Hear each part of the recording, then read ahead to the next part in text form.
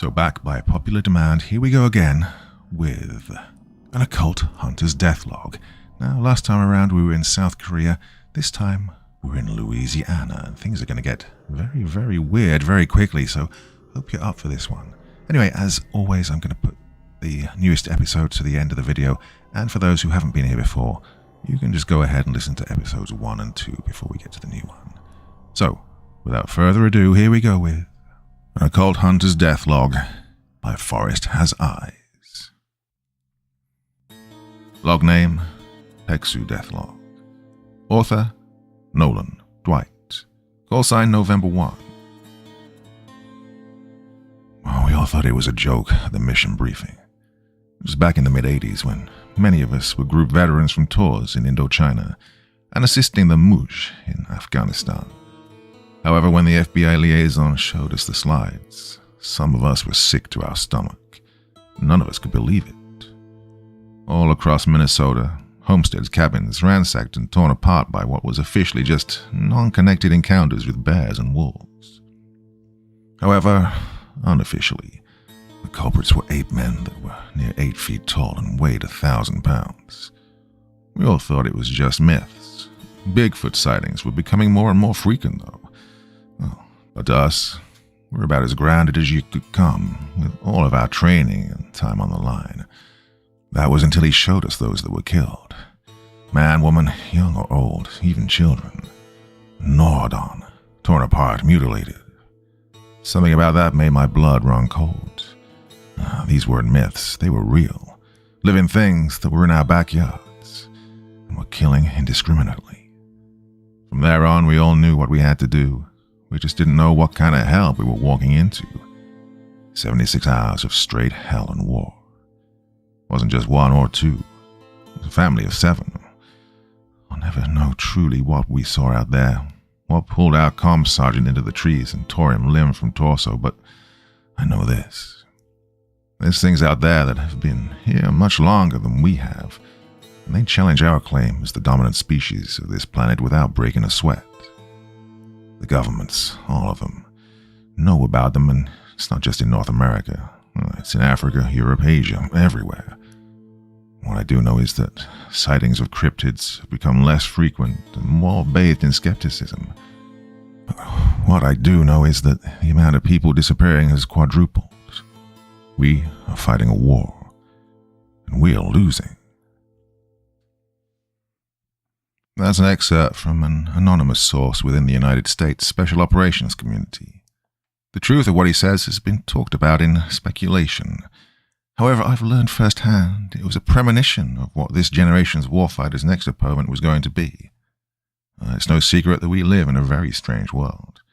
Places like the Appalachian Mountains have been around as long as Pangaea has been formed, and half underwater. The Western Plains are filled with things that are taboo just to speak about, let alone go looking for. The forests of Europe are filled with tales of demons that stretch back to shadow men attacking and killing Roman soldiers. The deserts of Africa consume the fiercest foes and leave nothing but scraps of their uniforms and black strings as omens. There's a reason, no matter the distance, that every single culture has their own interpretation of the devil, dragons, and shapeshifters that rhyme and seem far too, similar. Honestly, it's amazing that our species has made it as far as we have. However, what is happening is far from over. Honestly, as technology has advanced, our curiosity has deepened.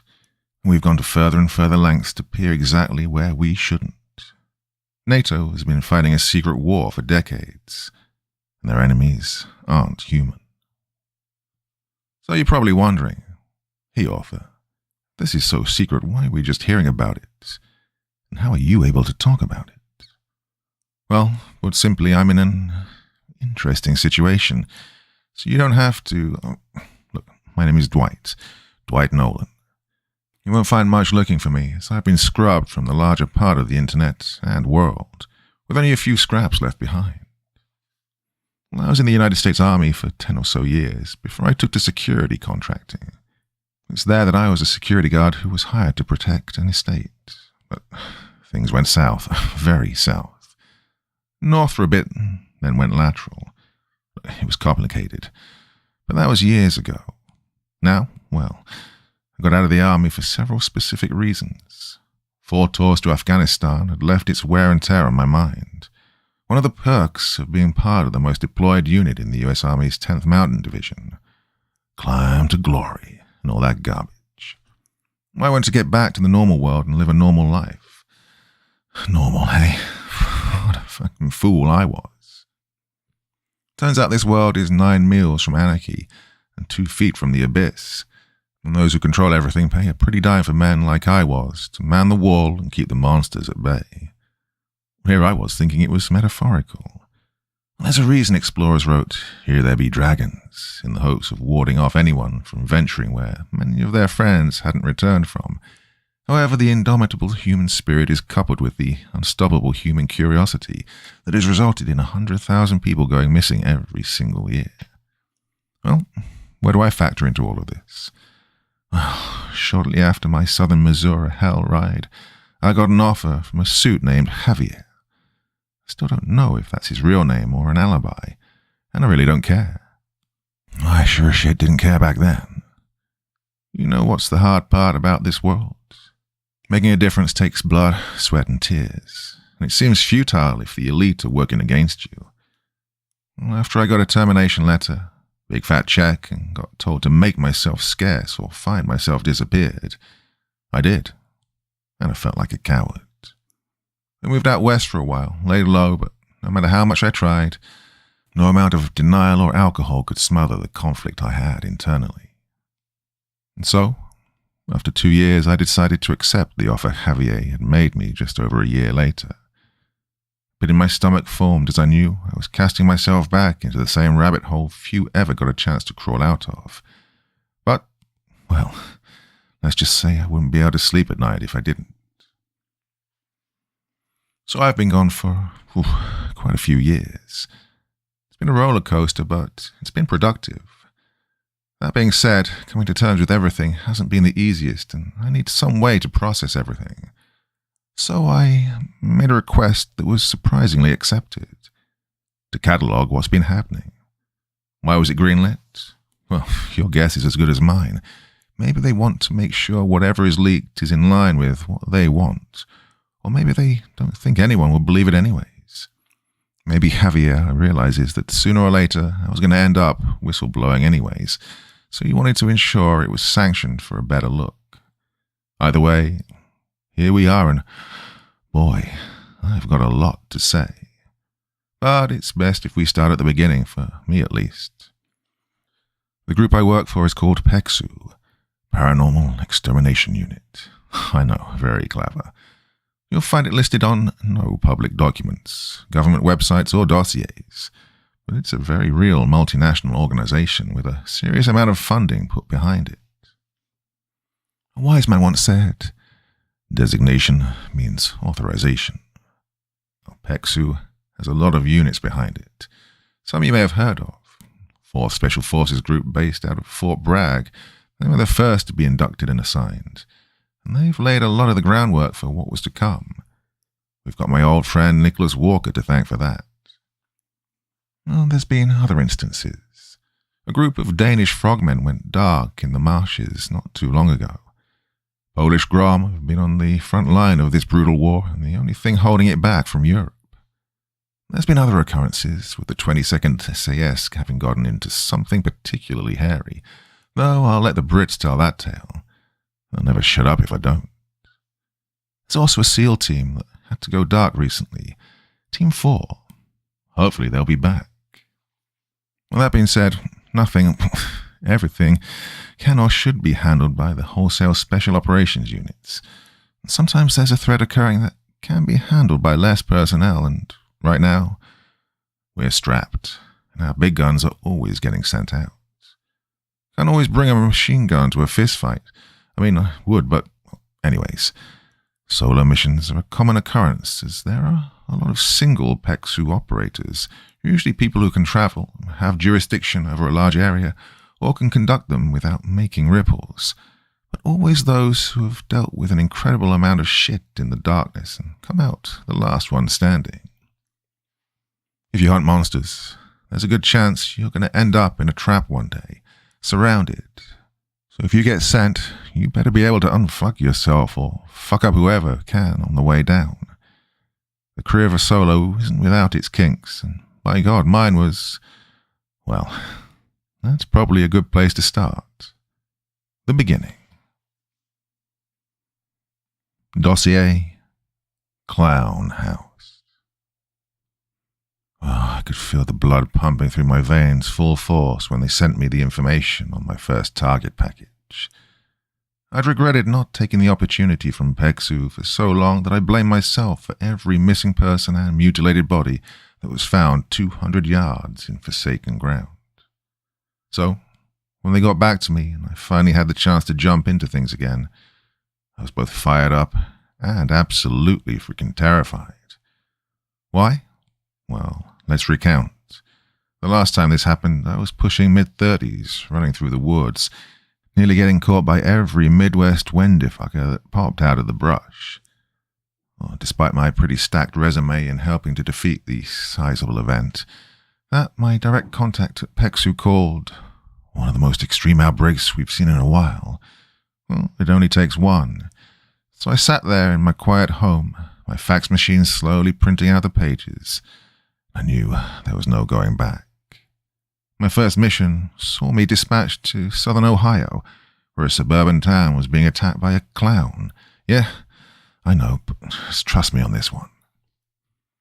The anomaly was first seen manifesting itself towards the outskirts and less populated areas, seeming to be like a bad rerun of the clown pandemic that occurred a decade or so ago. Except, where locals found this creepy yet funny, it stopped being humorous when they discovered the body of a child in a nearby creek.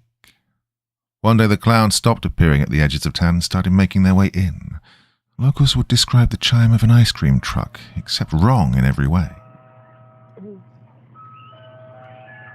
The only photo available was a half-blurred image taken as someone hid beside the window. The exterior was rusted, paint dry and warped to all hell, as what was probably blue and yellow looked like teal and decay. And the audio of the soundbite, well, let's just say I never thought some bullshit jingle would give me chills, but here I am. It was described as off-putting, though people mostly avoided it until the kid in question managed to sneak out and apparently run up to the ice cream truck and was never seen again, alive. I remember reading that shit, sitting there white-knuckling the page. The good and bad about being in this industry is that you're extremely informed, and if your intel can help it, you won't miss a detail. The bad is you get every detail. The kid's name? Toby. He was around 8 and some change. Police found him under the bridge face down on a rock bed, with all of his clothing stained. He'd been gone for several days, yet his clothes, apart from being soaked, seemed relatively clean, except for when they turned him over. He was drained of blood and hollowed out. Clinically so, with a level of precision and brutal efficiency that showed this wasn't just some deranged maniac. Local police were dispatched in an attempt to hunt it down. A neighborhood watch was put out for the horrifying tune of the truck, and around a week and a half later, someone called in. One of the pages was the transcript of the call. Dispatch Unit 0576. Yes, 911, what is your emergency? Caller, redacted. Hello, this is from 226. I'm calling you about that truck with that serial killer. He's right down the block outside. Okay, understood, ma'am. Can I have a location? Yeah, he's on the intersection of, and he's heading east. He's moving, but couldn't be more than 5 miles an hour. All right, ma'am. I've got police on their way. Stay inside and keep out of sight. Someone just knocked on my door. The truck just stopped it. Ma'am, can you hear me? Local police units arrived, attempting to stop it minutes later after the truck stopped in the middle of the road. However, people in nearby houses could only hear screams, followed by over 3 dozen gunshots. When more backup showed up and people sheepishly emerged from under their beds, the truck was gone and 2 smashed, blood-covered and empty police cars were left behind. Police then ordered a stand down and, while civil servants stood down, houses started turning up empty. People got vengeful. All who acted on such vengeance went missing. It then eventually tricked up to us, to me. As you can imagine, I stopped chuckling at the notion of this thing being a killer clown right after it decided to be a child murderer and a cop killer. I had some hints of what to bring in terms of my kit from people in the industry. The Hunters Guild recommended me to bring a standard allotment of salt, silver, iron, and some holy water. Others recommended I bring different EpiPens full of antioxidants and nerve agents. The same kind I had to keep in the army to protect me from a freaking chemical attack, which filled me with all kinds of warm and fuzzies. And of course, my own loadout, which was one of the benefits of being on the payroll of a coalition that could get you pretty much whatever you proved you needed. I rode into town on a rainy-ass day. Vehicle provided was a grey SUV with full blacked-out windows and enough armor in the doors and engine to make every turn hydroplane, and every acceleration sluggish. But it was comfort knowing if whatever this thing was going to jump on me, I'd hopefully be okay within the first few minutes. Blacked-out windows kept everything in the vehicle nice and concealed, which helped because I rolled out in full kit. A plate carrier sporting magazines, first aid, and all other sorts of accessories they could give me.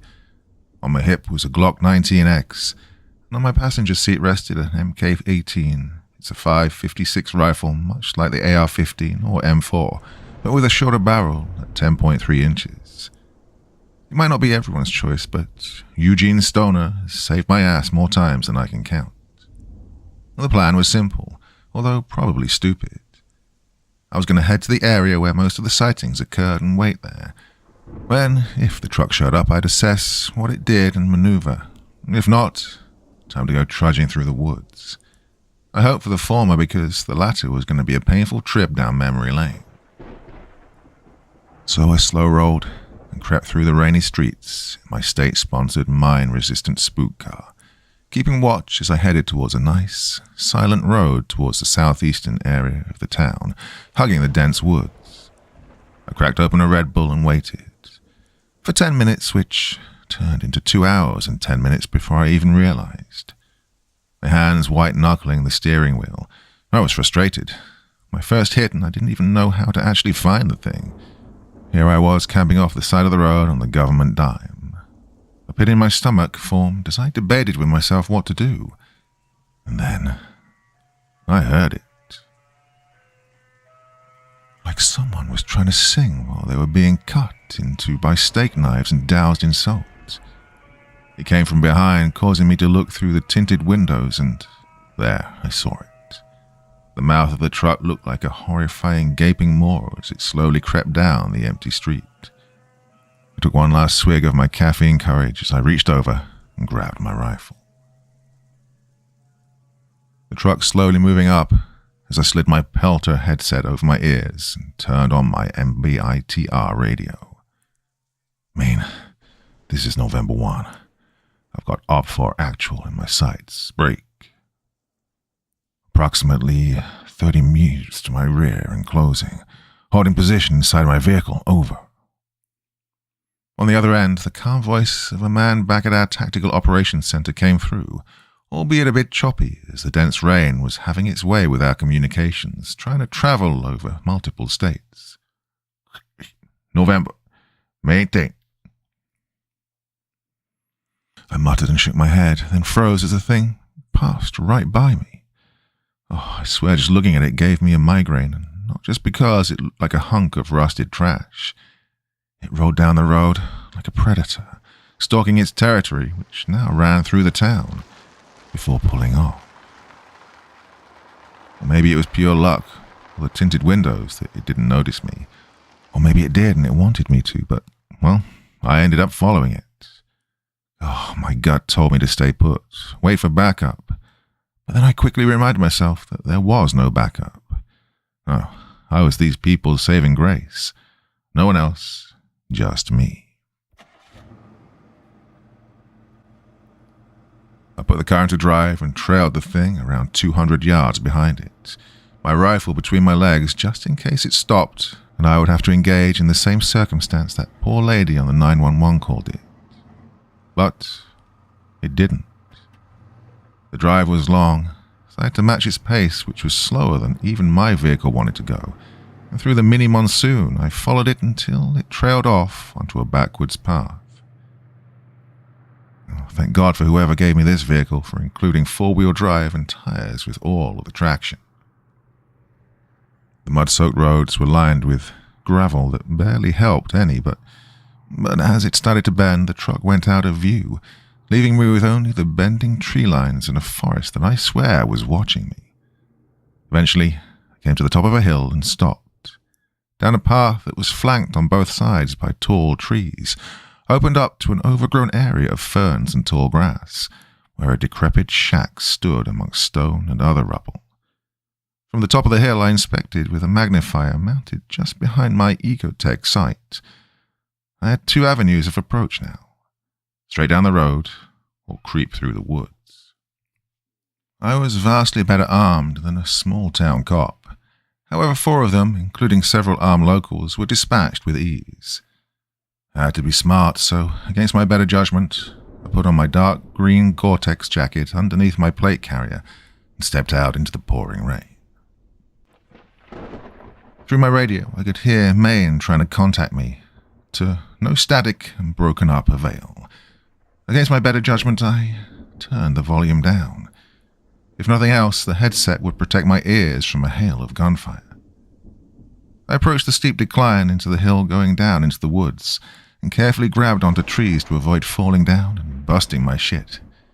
Right before I slipped on a branch that I thought was sturdy, which betrayed me and broke, causing me to stumble, shoulder check a tree, fall down, and, bust my shit. I could hear the forest now.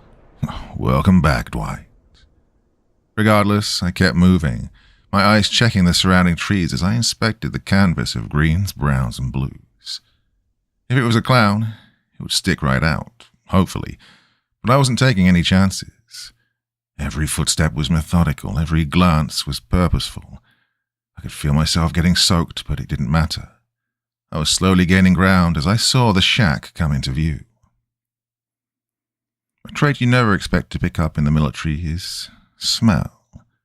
Is there a fire nearby? Is the belt on the Humvee burnt and about to snap? Is that water or gasoline and, is there an enemy combatant nearby?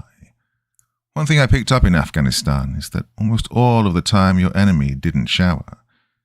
There were many instances in which we could smell the putrid and stink off their bodies before we even saw them, warning us that the next corner may or may not have a true believer behind it. As I approached the house, I smelled not just death, but rot. The kind of smell a body gives off when it's day 5 of defending a COP in the mountains. There's a fallen combatant halfway down that's been baking in the sun, but you can't go move him away, so you just have to sit there and endure it while getting shot at. Had I not the iron stomach of a man so desensitized by it for years, I would have gagged. Instead, as I approached the shack, I realized this was the place. I quickly descended upon the truck, approaching the back door. I whipped it open and saw no one was there. Then I got a huge blast of putrid stink. Inside, the floor and walls were lined with blood, and what I had to theorize was fecal matter. Glyphs and drawings, incoherent, were scribbled in the brown and black substance all over the cabinet, floor, and fridges of the ice cream truck. Assessing no one was inside, I made for the structure. Brown wood and rusted metal lined the shack. A mess. Well, the front door had long since caved in, and I was confused for a moment on how to enter. That is until I spotted an old stone stairwell leading down, with the top of the structure a hollow mess. I realized this might be my only way down. My wet boots carefully stepped, trying to make as little noise as possible as I headed into the dimly lit cellar ahead. Well, the smell got worse, and even as my eyes started to water from it, I pushed through. A strange warmth could be felt, only adding to my frustration as the humidity of the rain from the summer day outside was making me irritated as all hell. Despite this, my rifle was raised as I peered past a corner that led left and followed the amber lights of candles. Through my pelters, I could hear the crunching of bone and the tearing of flesh. Then I turned a corner to see it. Oh, it was the clown. At least, it was trying to look like one. The thing had a blue man outfit with white and red sleeves. It was standing on all fours, and its legs seemed to bend the other way, appearing much like an insect or a thing, as its body actively crunched and contorted as it stood over a body. I looked around. Human skin hung flayed from the walls and ceiling. Of all ages, of all races, sex, horrifying caricatures with smiles, makeup, and other glyphs, and writing had been carved into its skin or painted on.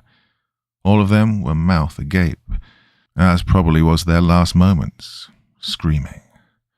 Oh, they were all screaming. My heart was pounding out of my chest as my eyes snapped back to the thing. Its hands crept over the body. Black and rotten bone seemed to protrude and break through the skin as it adapted and consumed the body whole, peeling the skin off as it consumed the flesh and left only the skin and bones. And then it stopped. Its head spun around at an impossible angle and stretched, its jaws biting down as the horrifying pile of tendons and muscle that once was a human dropped to the ground. Its eyes were milky white with pinprick irises. We both stared at each other. Honestly, I think it may have been a little shocked to see me. That would last about a millisecond, though, as it unhinged its jaw to reveal several rows of intersecting teeth and jaw mandibles within, frilled insides as it roared the screams of all of its victims. In that moment, muzzle raised, toe-to-toe with this killer of men, I vividly remember the only thing I could think to say. Holy fuck. The thing sprung up and leaped, its enormous body somehow moving like that of a grasshopper in speed. I had to dive out of my way and to the left. It came face to face with the concrete of the basement wall as I could hear the thud and crunch of the impact. I took aim and fired. My short-barreled muzzle sending shockwaves bouncing off the walls, deafening whoever might hear it, and I think even as it howled, a 5.56 was sent into its center of mass. But the thing just turned and leapt at me. I kept my distance, firing round after round as I put the stone pillars and columns between me and it. However, like some sort of freaking centipede, it just coiled past, its mouth wide as it leapt for me. "Oh, get bent," I shouted, as I butt-stock whipped the thing, causing its head to snap back into the pillar as I shuffled away. Well, my weapon went dry. I whipped the new magazine out and messily shoved a new one in, the bolt going ka-chink, letting me know that she was ready. And the creature was pouring blood by this point. A disgusting yellow sludge poured out onto the floor as it howled at me and proceeded to run. While it did, it seemed to retract, condense. I didn't even know if those are the right words to describe it. And it took off in its enlarged, elongated, broken joint form, and when it got to the stairs, it looked like a feral man-clown running on all fours. Well, I took off after it, but god damn, it was fast. Between all of the dance hijinks, keeping it away from me in the basement, I was breathing heavy as I ran up the stairs. Then I slipped a bit, banging the hell out of my knee. Of course, even while battling 10th Circle evil, the elements decide to kneecap my chances, literally. Well, I can also wholeheartedly endorse that my $50-something knee pad inserts did not help. Regardless of the sight of it taking off fast enough to cause wind as it tore past Flora due west into the woods, I sprinted after it. I took aim, firing shot after shot. The snap of my suppressor followed by flashes of yellow and howls that could be heard, letting me know I was getting rounds on target. It sprinted up a slight hill, my feet dragging in the mud, and I was getting winded by this point. By the time I got up, all I could hear was shuffling, howls and giggles, the laughter and whispers. I looked around, scanning with my rifle, with my hands shaking from all of the adrenaline. Oh, the only thing I could muster was, where in the hell did he go? The sound of the massive snapping of branches, followed by a million-toothed clown jumping right for me from my right, gave me my answer, caused me to stagger back straight into a tree. Mother of...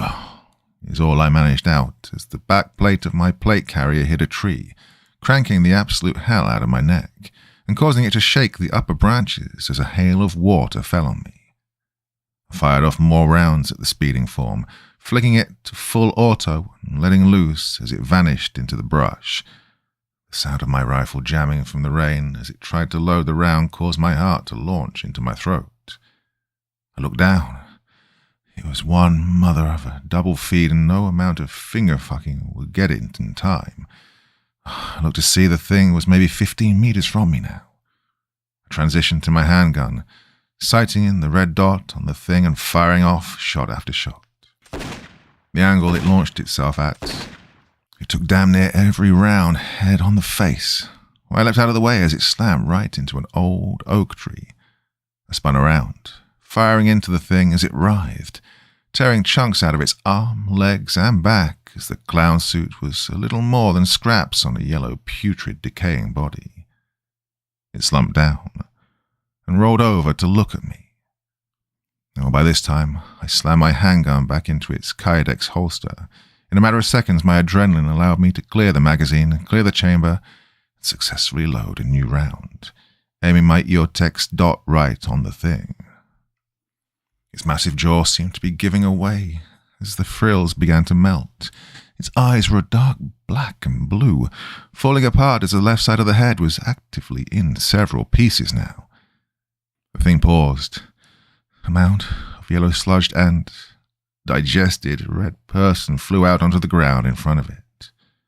But I didn't waver. I don't know why I didn't just kill it. Maybe the same reason, after a slugfest, a boxer waits a moment as their opponent struggles in the corner. And then the thing spoke. Its voice was high-pitched, several voices together, bleeding in as it stared at me, growling before saying, "I just wanted..."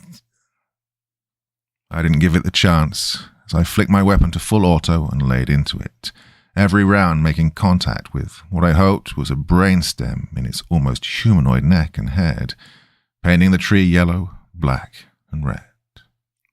As the thing slumped over, now little more than a pile of was an anomaly, I caught my breath.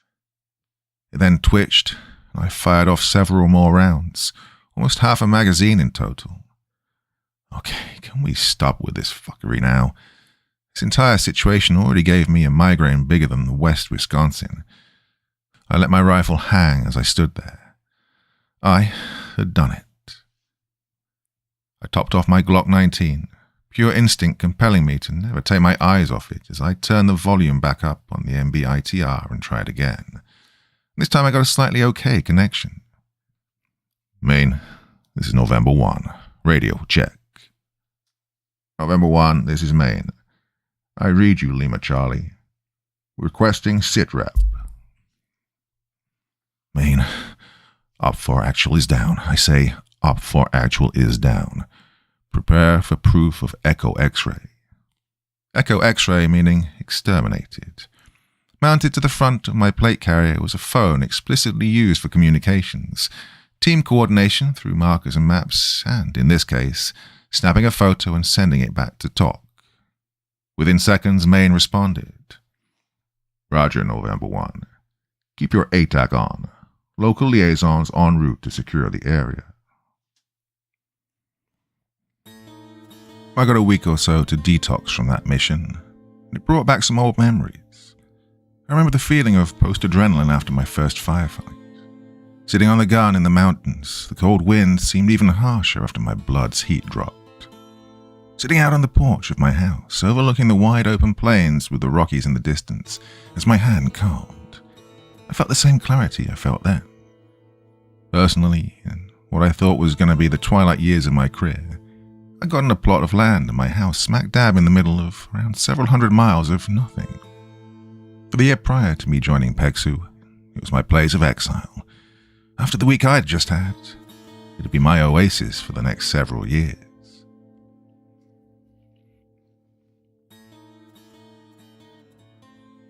Dossier: Situation Whiskey. It was around 0500, also known to non-military, non-Europeans, non-Pacific as 5 a.m., known to me as early as hell in the morning. Despite this, I got a call from my contact at PEXU, Montgomery. He's like mid-20s-ish, full-blooded English, judging from the accent.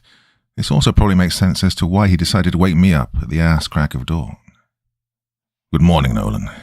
I've got an assignment I need you for," Monto said.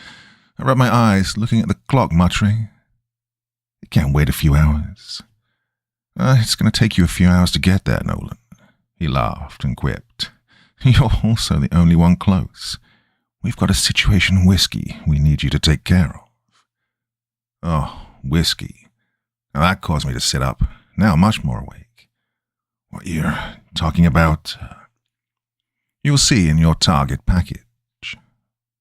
I gazed at the fax machine as it slowly printed out every letter of data as I sipped on my Red Bull, the burning of my brain being deprived of sleep, a familiar reminder of the good old COF at 0300, weapons drawn at 1300, step off at 2000.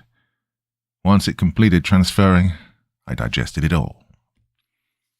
A recent massacre had occurred at a park in northern Minnesota that had every responding agency on high alert. In the aftermath of a particularly bad flash storm, state police reported a family of 4 going missing after being caught out in remote land. After conducting a search, they found them. Well, what was left of them. "Images attached," Montgomery said on speakerphone as I flipped through. "Just be advised, they're detailed." They were. You know what I learned most about animals? Whenever they kill, they do it for necessity, survival, hunger, vital areas attached. When something is torn apart, it was done out of rage, out of spite. Animals don't have that in them. Not most, and not truly. None in the area of this. When a family of 4, including their 2 children, are found in multiple pieces over the land area of 3 square kilometers, you know it's not coincidence. So what separates this from some serial killer? One of the hermits or forest people lurking in the rogue air caves with an SOG hatchet. It was the fact that 2 of the state troopers sent out to look for them ended up in body bags. The troop they were a part of ordered a frickin' stand down. Now that does not happen. When cops lose one of their own, they light a torch and it means war. When law enforcement pulls back, it knows they're up against something out of their league. So what was it? And how the hell was I supposed to match it? All points and evidence, including this being on Algonquin territory, point to this being a situation whiskey. For those of you who don't know, the Americas are an ancient place with their own set of rules, their own gods, and their own devils that just so happen to be taking up real estate with us. Just so happens you can accidentally invoke the fuckers if you speak their names. As such, PEXU enforces a series of codes to avoid such ripples. But since this is a log, you have already probably deduced what it is. Situation Whiskey stands for a Wendigo. What do we know about them? Truly? They've been documented in Native American folklore since before the first explorers who came here were a twinkle in their parents' eye. They're apex predators, and there's a reason even why the Hunters Guild, spanning many different reservations and game warden detachments, doesn't dance with them. If they don't have to, they won't. Well, there's a reason when Vikings went inland into ancient America, they left for a reason they refused to speak of. Something that was too much for them, that's still too much for most. They're incredibly fast, lethal to the point of being a weapon of mass casualty production, and if you hear them, they already know you're there. Usually we send multiples out, but we're on an all points alert right now. I'm sorry, Nolan, but you're going to have to go this alone. Keep comms, I'll be right there with you. Ah, yes. Send the story of the newly hired NATO-sponsored hitman tangoing with the Native American cannibal demon that just gutted an armored police cruiser not 18 hours prior. Someone either had it out for me or had extreme confidence in me. Both were impossible to differentiate. Needless to say, my approach to the target area was tense. Through the sea of brown, green, and yellow flanking either side of the highway, I couldn't stop seeing things. A slight movement here, a flash there. I was driving straight into enemy territory, and I knew it. I pulled up to the side in the middle of the day. The entire interstate road cutting through uninhabited Minnesota near it was closed off due to storm damage. But I knew better, and upon breaching the perimeter, I immediately felt like I was being watched. Well, I knew I was, fucking goddamn it. I found where the state police had gotten attacked at. My blood ran cold. One of their SUVs was completely gutted from the right side. The other had its front door torn off and strewn over the road.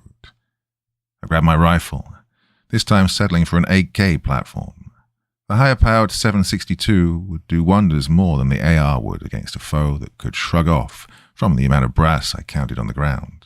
Nearly 210 rounds of 5.56 and too much 9mm.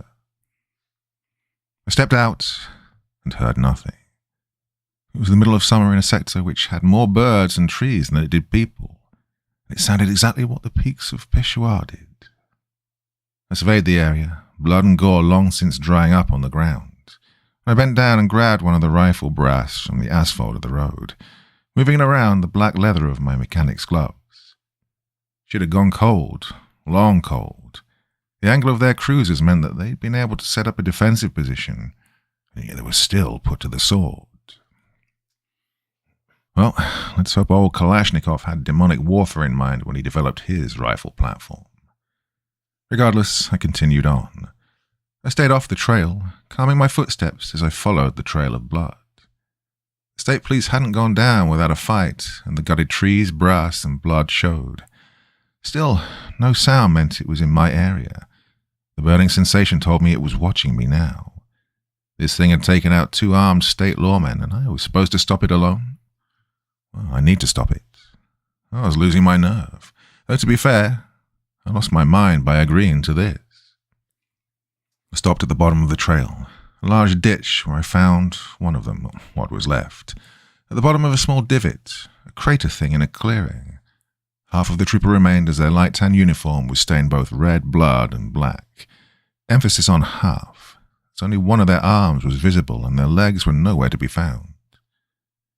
Intel we'd gotten stated that they were able to get their downed officers out. Yet here she was, rotting in the forest. I don't know whether to feel bad for the troop detachment being unable to extract what was left of her, or sickened at them for lying and abandoning one of their own. It was a common occurrence when working for the government. I had to stop and pause for a moment. The gore and the sound of them still gripping their rifle out of rigor mortis as their dead tendons were damn near popping through their dehydrated flesh. Well, it almost made me lose my shit. The distant sound of a scream spurred me to life, though. MSP, make yourself known. The distorted sound of a female sounded off throughout the woods in the distance. MSP stood for Minnesota State Patrol. At first, I turned, raising an eyebrow. What were they doing here? Why was their presence not relayed? The only vehicles by the road were, well, only the destroyed ones. A pit formed in my stomach as the voice called out again, this time sounding female. MSP, make yourself known. Same inflection, same tone, same voice. I looked back to the deceased body of the trooper, my gloves gripping the half-mutilated skull as I flipped it over. Yeah, definitely female. Oh, shit. I could hear the distant sounds of branches snapping, breaking. Something was heading at me like a cruise missile. A horrifying, retching roar was there that caused every part of my spine to shake as the snapping of trees and branches sent my fight-or-flight mode into activation. I'd requisitioned something, an asset just for this that I knew I needed to tip. I dropped my assault pack, quickly pulling it out. A small green rectangle. I shoved its spokes into the grass and dirt near the trooper, saying a prayer of forgiveness as I placed a blasting cap connected to a spool of wire into it, and untangled it as quickly I dove through the brush to a nearby berm behind me. I barely had time to collect myself as I saw it emerge. It was, well, I don't know what I expected. Not the tall, lanky, gaunt, almost skeletal form that ripped apart a great oak as it approached. It stopped with enough force to shake the ground, horrifying mangled claws digging into the dirt and rock as it steadied itself. Its eyes were sunken to the point of being black pits. Its teeth were jagged, mangled, corroded from disease and decay. Its spine nearly poked through the skin. In some areas it actually did. The Wendigo emerged, sniffing the air and looking exactly towards me. Through the brush and branches we locked eyes. We were just 15 meters apart. It took off towards me and didn't even see my asset I'd laid for it. As it neared only 3 meters from it, coming well into distance, as it was just about to run over the claymore. I rolled down the slope of the berm, covering my head as I squeezed and hit the detonator 3 times. Pucker factor setting in as I saw it move fast enough to cause light streaks. The blast of the C4 charge within the claymore was enough to riddle the ground, logs, half gut my berm, and destroy anything and everything around it. Well, there's a reason the front of it says, front towards enemy. The 700 ball bearings exploded out like a wave of deadly grey mist, shredding everything from branches, trees, and saplings that were all erased as the entire forest was cleared. In an instant, its dead skin wrapped tight around its skeleton was torn up, shredded in some areas as it looked akin to a torn-up dead flesh blanket covering its putrefied muscles and skin.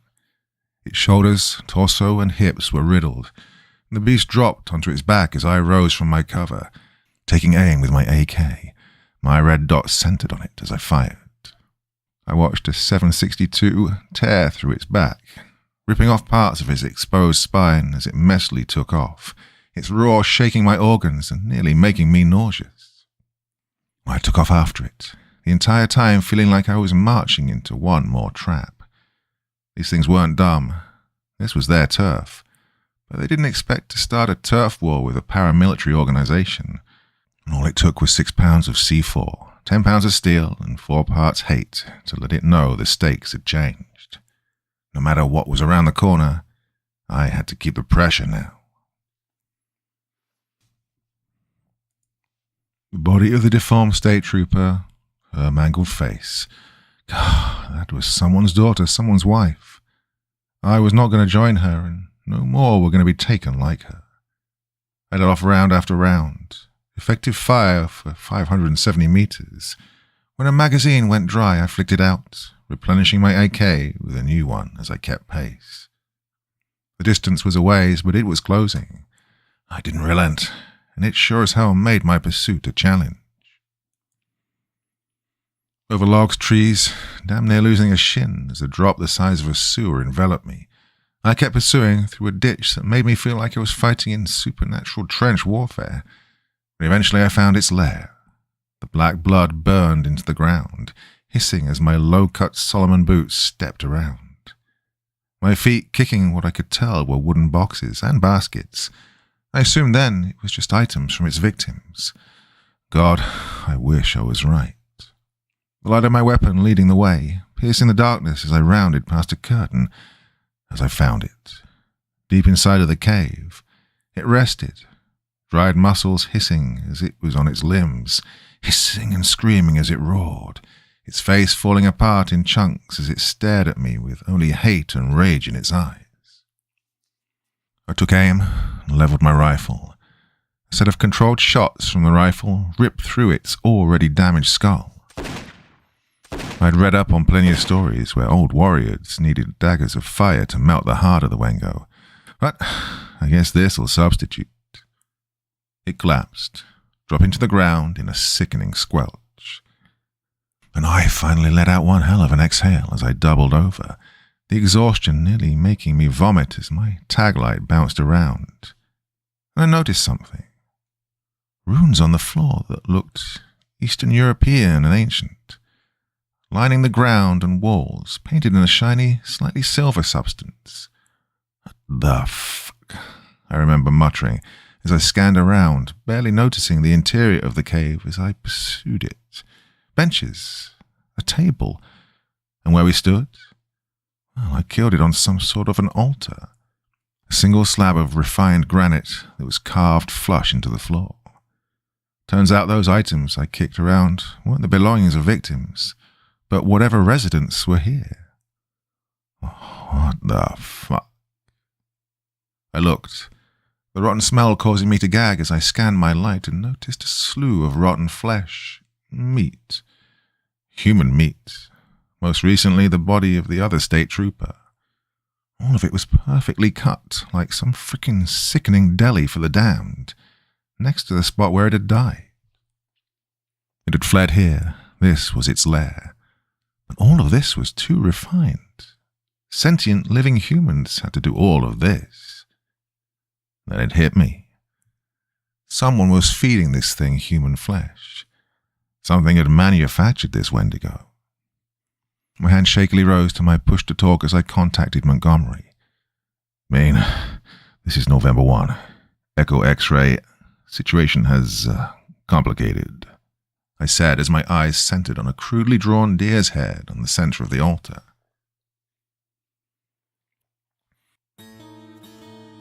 Back at my house, I received not another target package, but a notice from the PEXU higher-ups. There's a theory to some that the increase in cryptid, anomalous, paranormal, the lethal encounters of the unearthly kind, weren't by coincidence but by design. Conspiratorial and underground movements predate the wheel and fire when it comes to humanity, and to some, they don't believe the world belongs to us, and that the unholy elements eating away at the membrane of society is the true natural order of the world. Very Wiccan, extremely genocidal. One of the images of them given was a blurry photo of a person in a white robe, stained with blood, raising a gore-covered knife in the air as they wore an all too lifelike deer mask.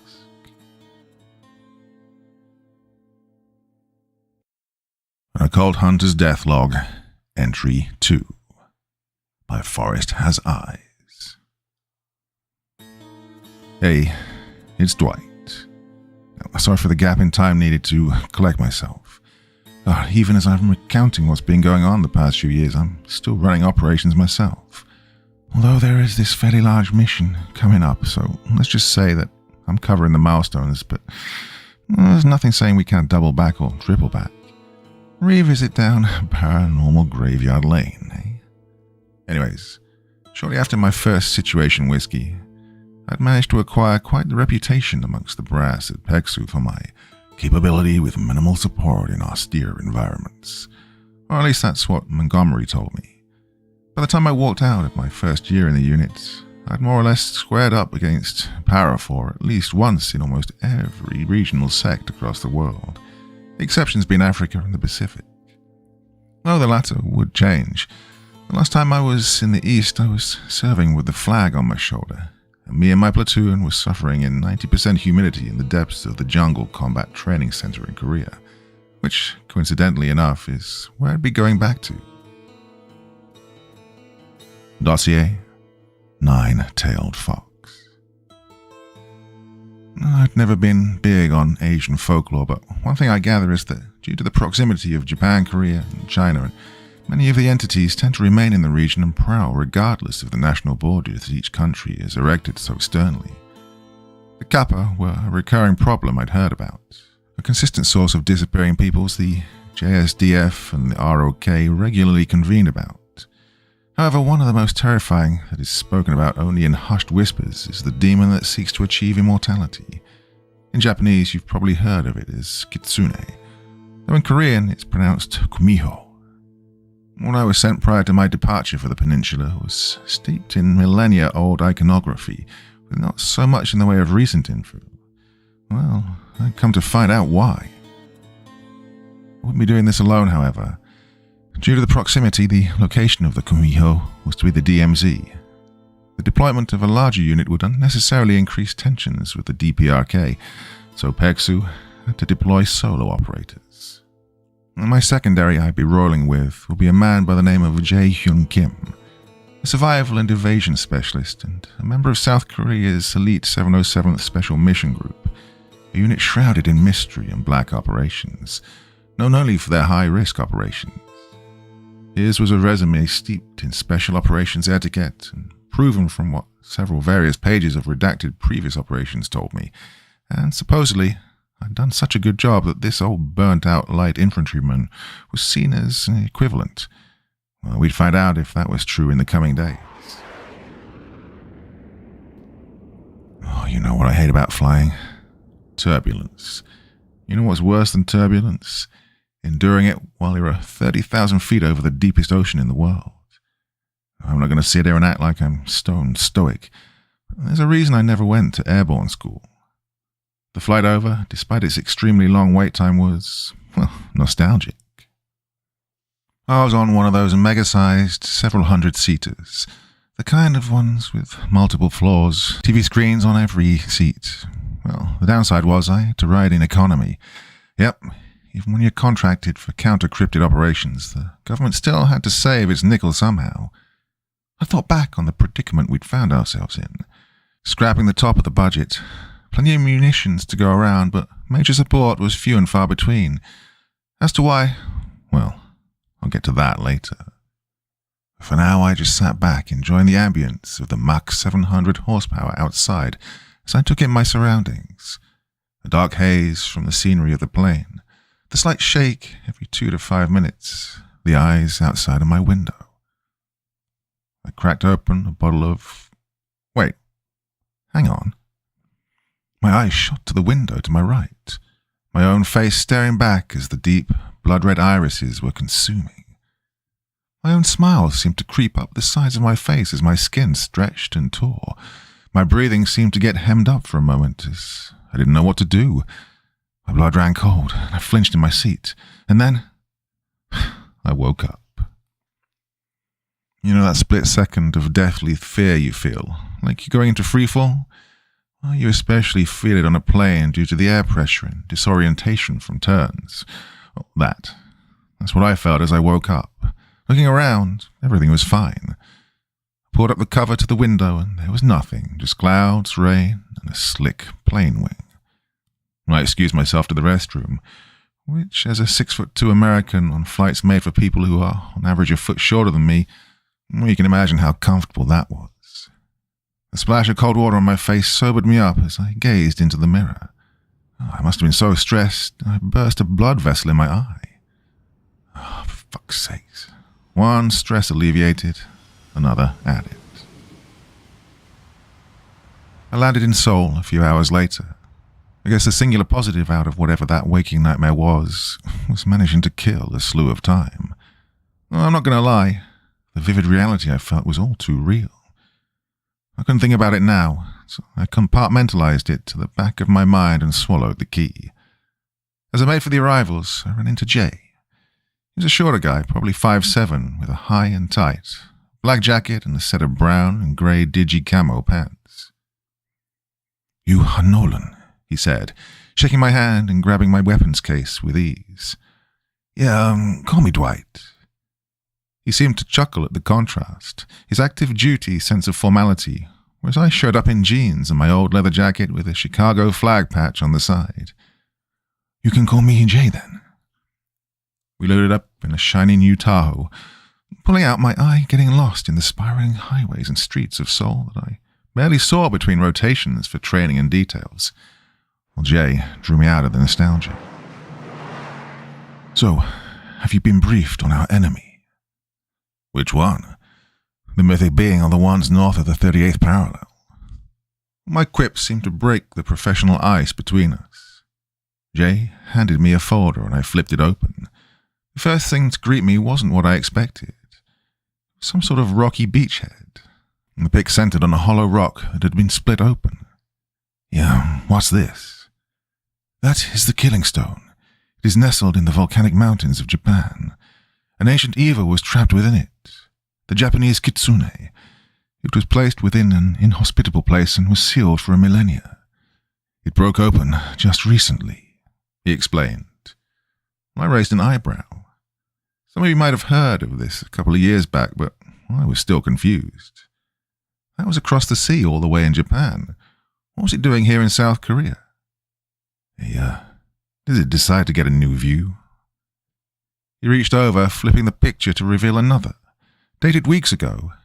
It was an ancient metal pot, old carvings from an era long since buried and purged, the top welded and burned shut, split open down the frickin' middle, so much so I could see near 1-inch thick iron cut clean in half.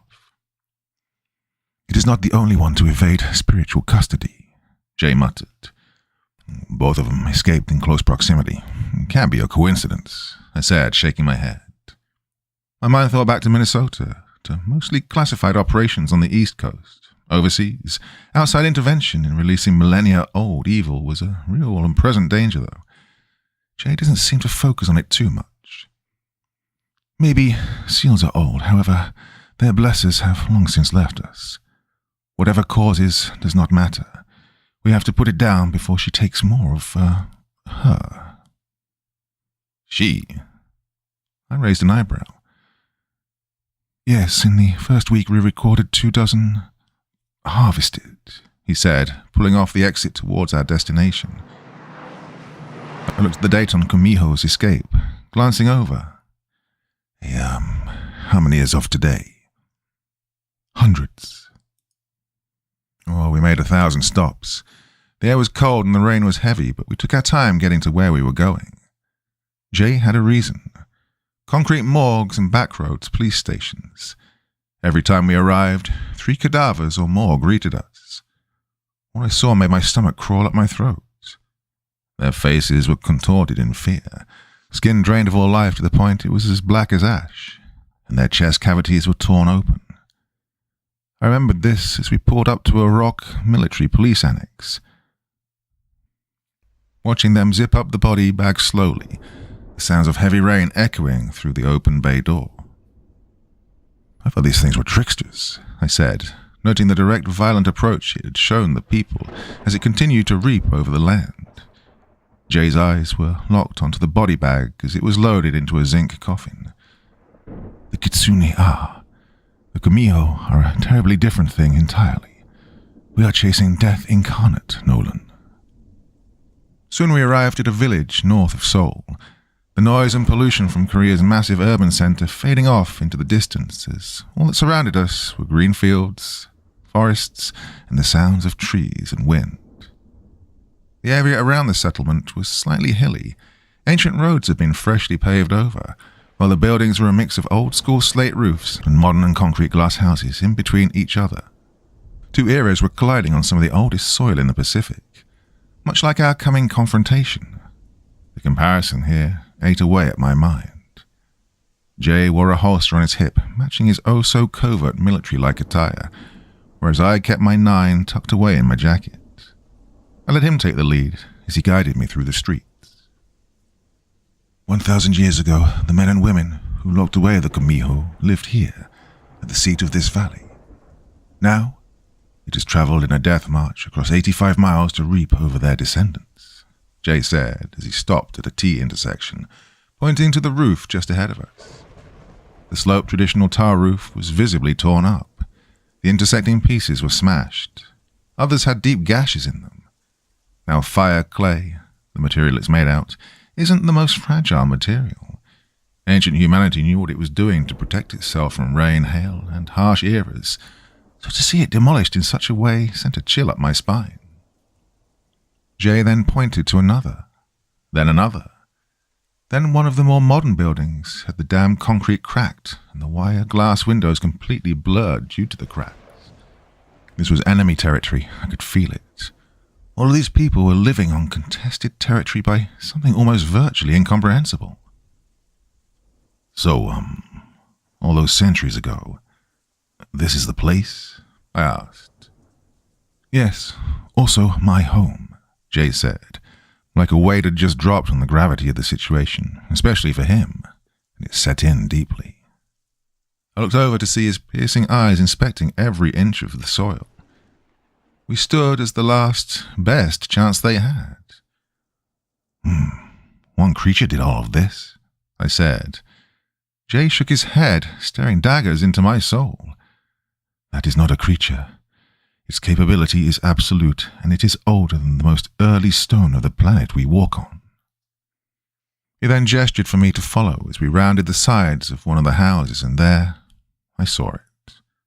Claw marks, prints and hand marks that looked somewhere between a horrifying beast and something attempting to imitate a man. They were burned deep into the clay, tile, and stone across the house as it seemed to scale it like an efficient yet ruthless being. "The earth bleeds the longer it is left to roam, Nolan."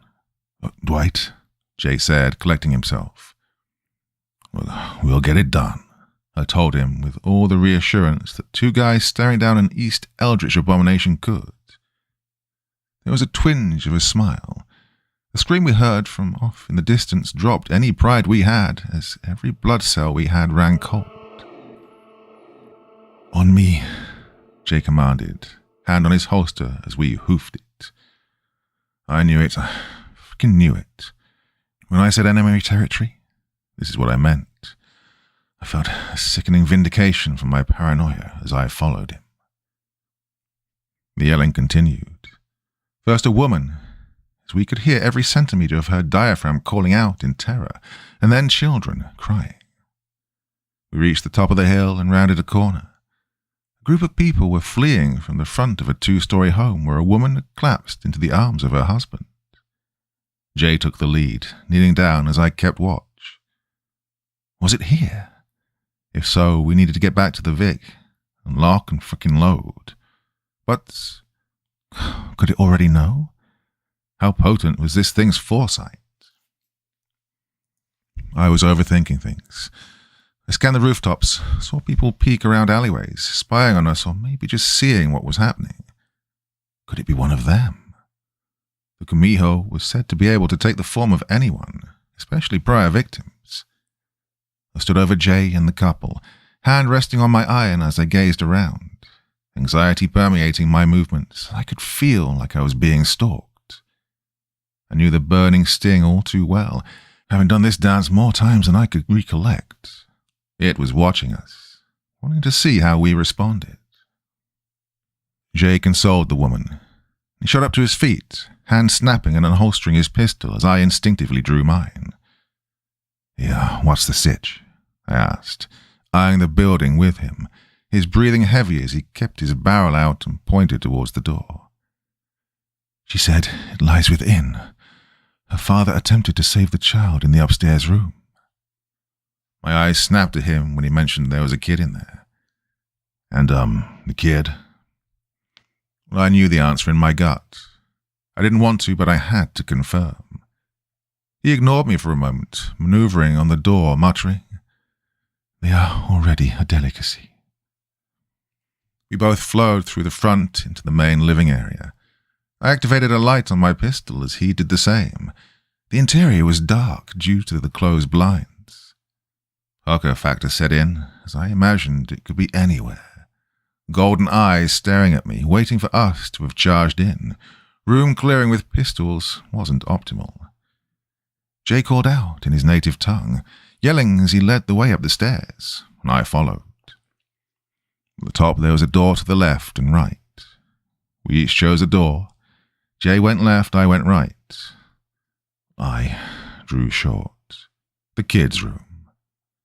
My low-cut boots could feel the carpet and toy bricks on the floor underneath me as I quickly scanned the surroundings, my cone of light quickly clearing the back corners, the closet door, and then to the bed.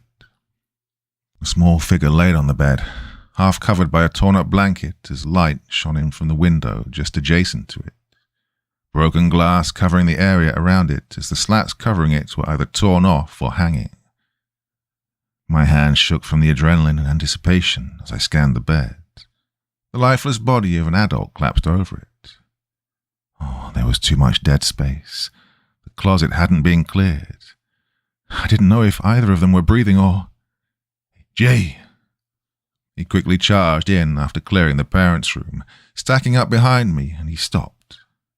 I could hear him stifle a gasp. "No," he muttered. My free hand aimed towards the far side of the room. "Closet." He held cover on the center of the room as I moved, whipping open the door. The closet was clear. I turned to see him already approaching the bed. The adult body was pulled off, the body of the grandfather who had entered with a large knife attempting to defend his grandchild, the knife which had been used to cut out his own heart, still stuck in the gaping crater that was cut all the way into his chest cavity. His eyes were void of the colours of his irises, and Jay pointed this out to me with a grimace. I'm translating roughly, but he said, "His young gone. His soul, it is gone." Worst was the kid. The skin was grey to the point of almost being pure black. The lines split open as if they were falling apart. Oh, poor boy. His eyes widened terror as he looked up. His heart was taken the same exact way. Jay gripped the blanket on the bed, face twitching out of anger. I shut the kid's eyes, muttering a small prayer as we left. God, if it was bold enough to do this in broad daylight. Well, we unloaded our gear at a nearby house towards the western edge of town that I learned was Jay's home. I put this together when we entered with duffel bags and weapons cases, and he dropped all of that to hug two girls that ran up to him. His wife greeted him soon after, as did his grandfather. "This is my friend, Dwight." We'd gotten settled, and then Jay ensured we got one of the upstairs rooms to set up Overwatch, as he called it. I unlocked my case and prepped my weapons, an M4 Benelli, semi-automatic shotgun, the Italian special. My MK-18 rifle was here, along with a set of dual-tube night vision. I checked my lethal assets, and I heard Jay call to me from across the room. "Have you got a family?" I shook my head. "Nah, never settled down."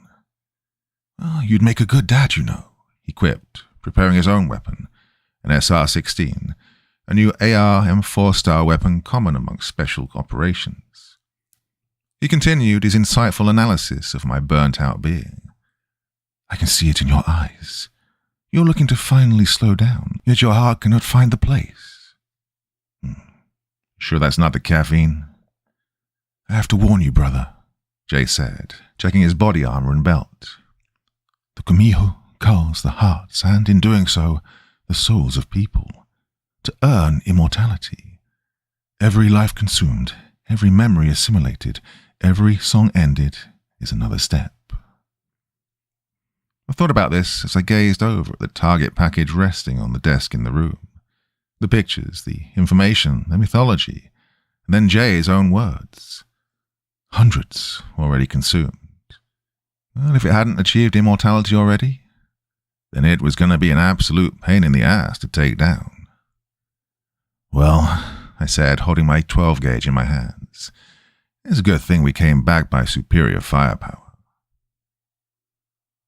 Our last moment of respite came when I was invited to dinner with Jay's family at the table. His father sat at the head, both Jay and his wife flanking him as their kids sat with their mom. I was told to sit at the other end as the guest to their home. They served me japchae. His wife told me it would heal the soul before a confrontation. Well, honestly, I think I'll be going to Korean grills more often. Damn, it hit in a way that I hadn't felt in a small bicentennial. I was drawn from my all-too-Americanized devouring of their food by Jay's father. "You're in the American Army?" "I was, sir," I said, policing up my respect in a way that had Jay and his wife chuckling. The old man's eyes were that of slick granite, welcoming yet with a wall of stoic confidence behind them. "Once a soldier, always a soldier," Jay said between bites, in a way that had his wife slapping his arm and telling him off for eating while speaking.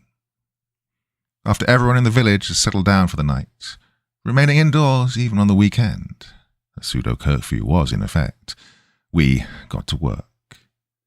I pulled my plate carrier over my jacket, slinging my rifle to my back as I kept my shotgun at the ready. I pulled down my night vision as the dark, shadowy rural village we were in became bathed in a wave of blues and whites that illuminated every corner, dispelled every shadow. With the natural moonlight aiding us, we were in business. I stepped out onto the darkened streets. The wooden steps creaked with every movement I made, so I could hear my boots impact the paving on the roads. The entire area was deserted as I scanned, a piercing feeling of impending contact. "Radio, check." I heard Jay's voice come through the radio. My free hand slid off my shotgun to push talk. "This is November 1, loud and clear." Silence returned to my headset as I scanned around. The only audible sound was my gear rubbing up against my jacket and the rocks underneath. Even the small river that ran nearby got even more silent. All of the crickets, birds that had been there an hour prior were gone. "I am in place," Jay said, taking an overwatch position on the top floor of his house. I swallowed hard as I continued to scan my surroundings, sticking to the walls of buildings as I prowled through the darkness. "Damn, it's too silent out here," I muttered into the comms. A moment passed before he whispered through, "Then it is here. Prepare yourself." Suddenly a loud snap and crash occurred in the distance, causing me to pivot 145 degrees towards the southeast. I quickly took off, the muzzle of my shotgun leading the way as I navigated the tight corridors and walkways between roads and buildings. I think I saw it. You'll be coming right up on it," I heard Jay message through. The crunch of grass under my boots only grew louder as I rounded a corner. Only to see nothing. The slight shake of a large roof tile as it rocked on the ground, surrounded by fragments of clay. I scanned the area, and then up and around. "November 1? My breathing was heavy as I looked around. "Nothing. You got anything?" "Negative." Silence followed. My blood ran cold. "Hey, you there?" I asked back. I spun around. Dark trees surrounding the town that seemed to be more impermeable than usual.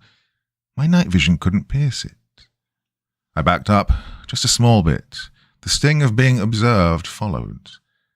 I looked around and then a gut feeling caused me to spin.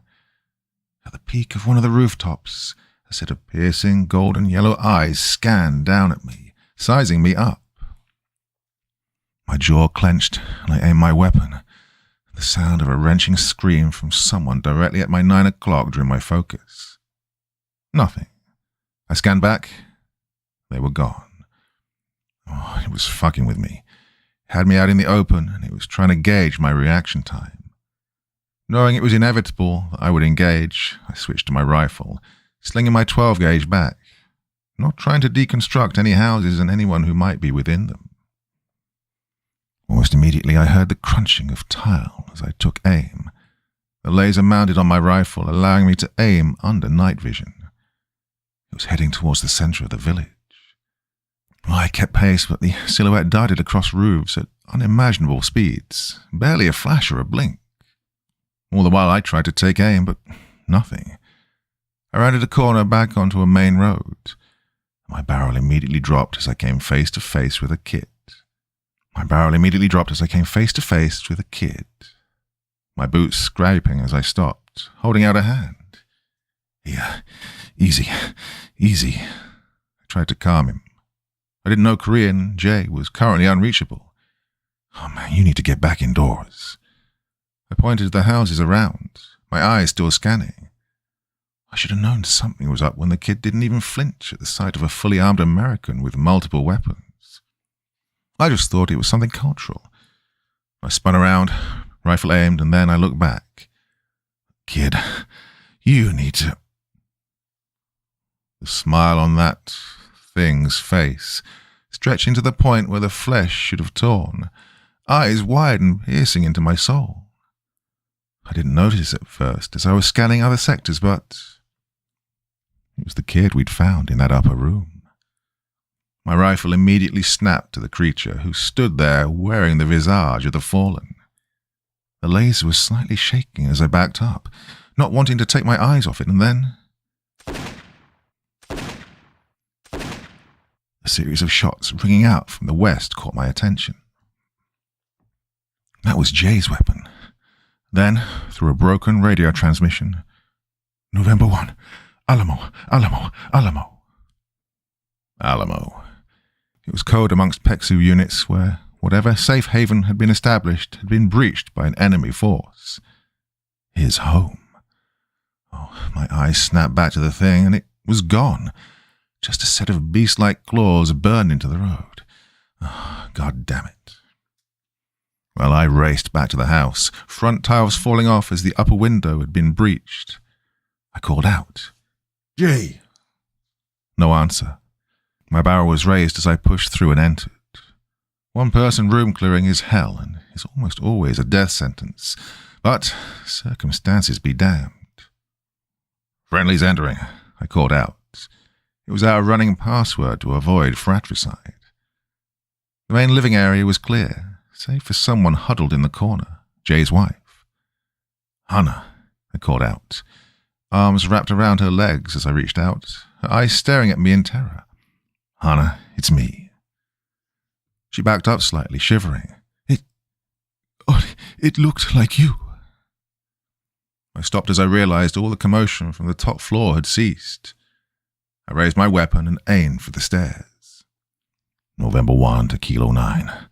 Status." Well, Jay didn't respond. "Hannah, do you have a place you can hide?" I asked, only to be answered with manic sobs. Great. Just terrific. I approached her, taking her hand and helping her to stand up. Just then the sound of the side door opening caused my hand to snap to my pistol, drawing it and aiming it at Jay. "Dwight," he called out, his rifle raised as he aimed it at me. I aimed back. "It's me, Jay." I could tell he needed it to be proved as he stared back through his night vision, my pistol aimed at him. "Show me your eyes." I flipped up my night vision and he looked. Then he followed. They were normal. As I was reupholstering my weapon, his face went pale though, seeing who was with me. "Dwight, Hannah is currently in the room with our boy," he shouted. My throat went dry as my head turned, only to be looking into a set of golden eyes, a sinister grin that bore several sets of sharpened teeth, and a smell of death and lavender. Immediately her hand ripped from mine, slicing through my gloves on the way and causing me to grimace as I stumbled back. This Hannah screamed in a way that made my mind bend, my eyes watering as I reached for my rifle. I opened up with a set of shots, my suppressor snapping. She lurched forward and swiped at me. Its 4-foot-nothing frame shifted, sending me flying back onto the front doorway.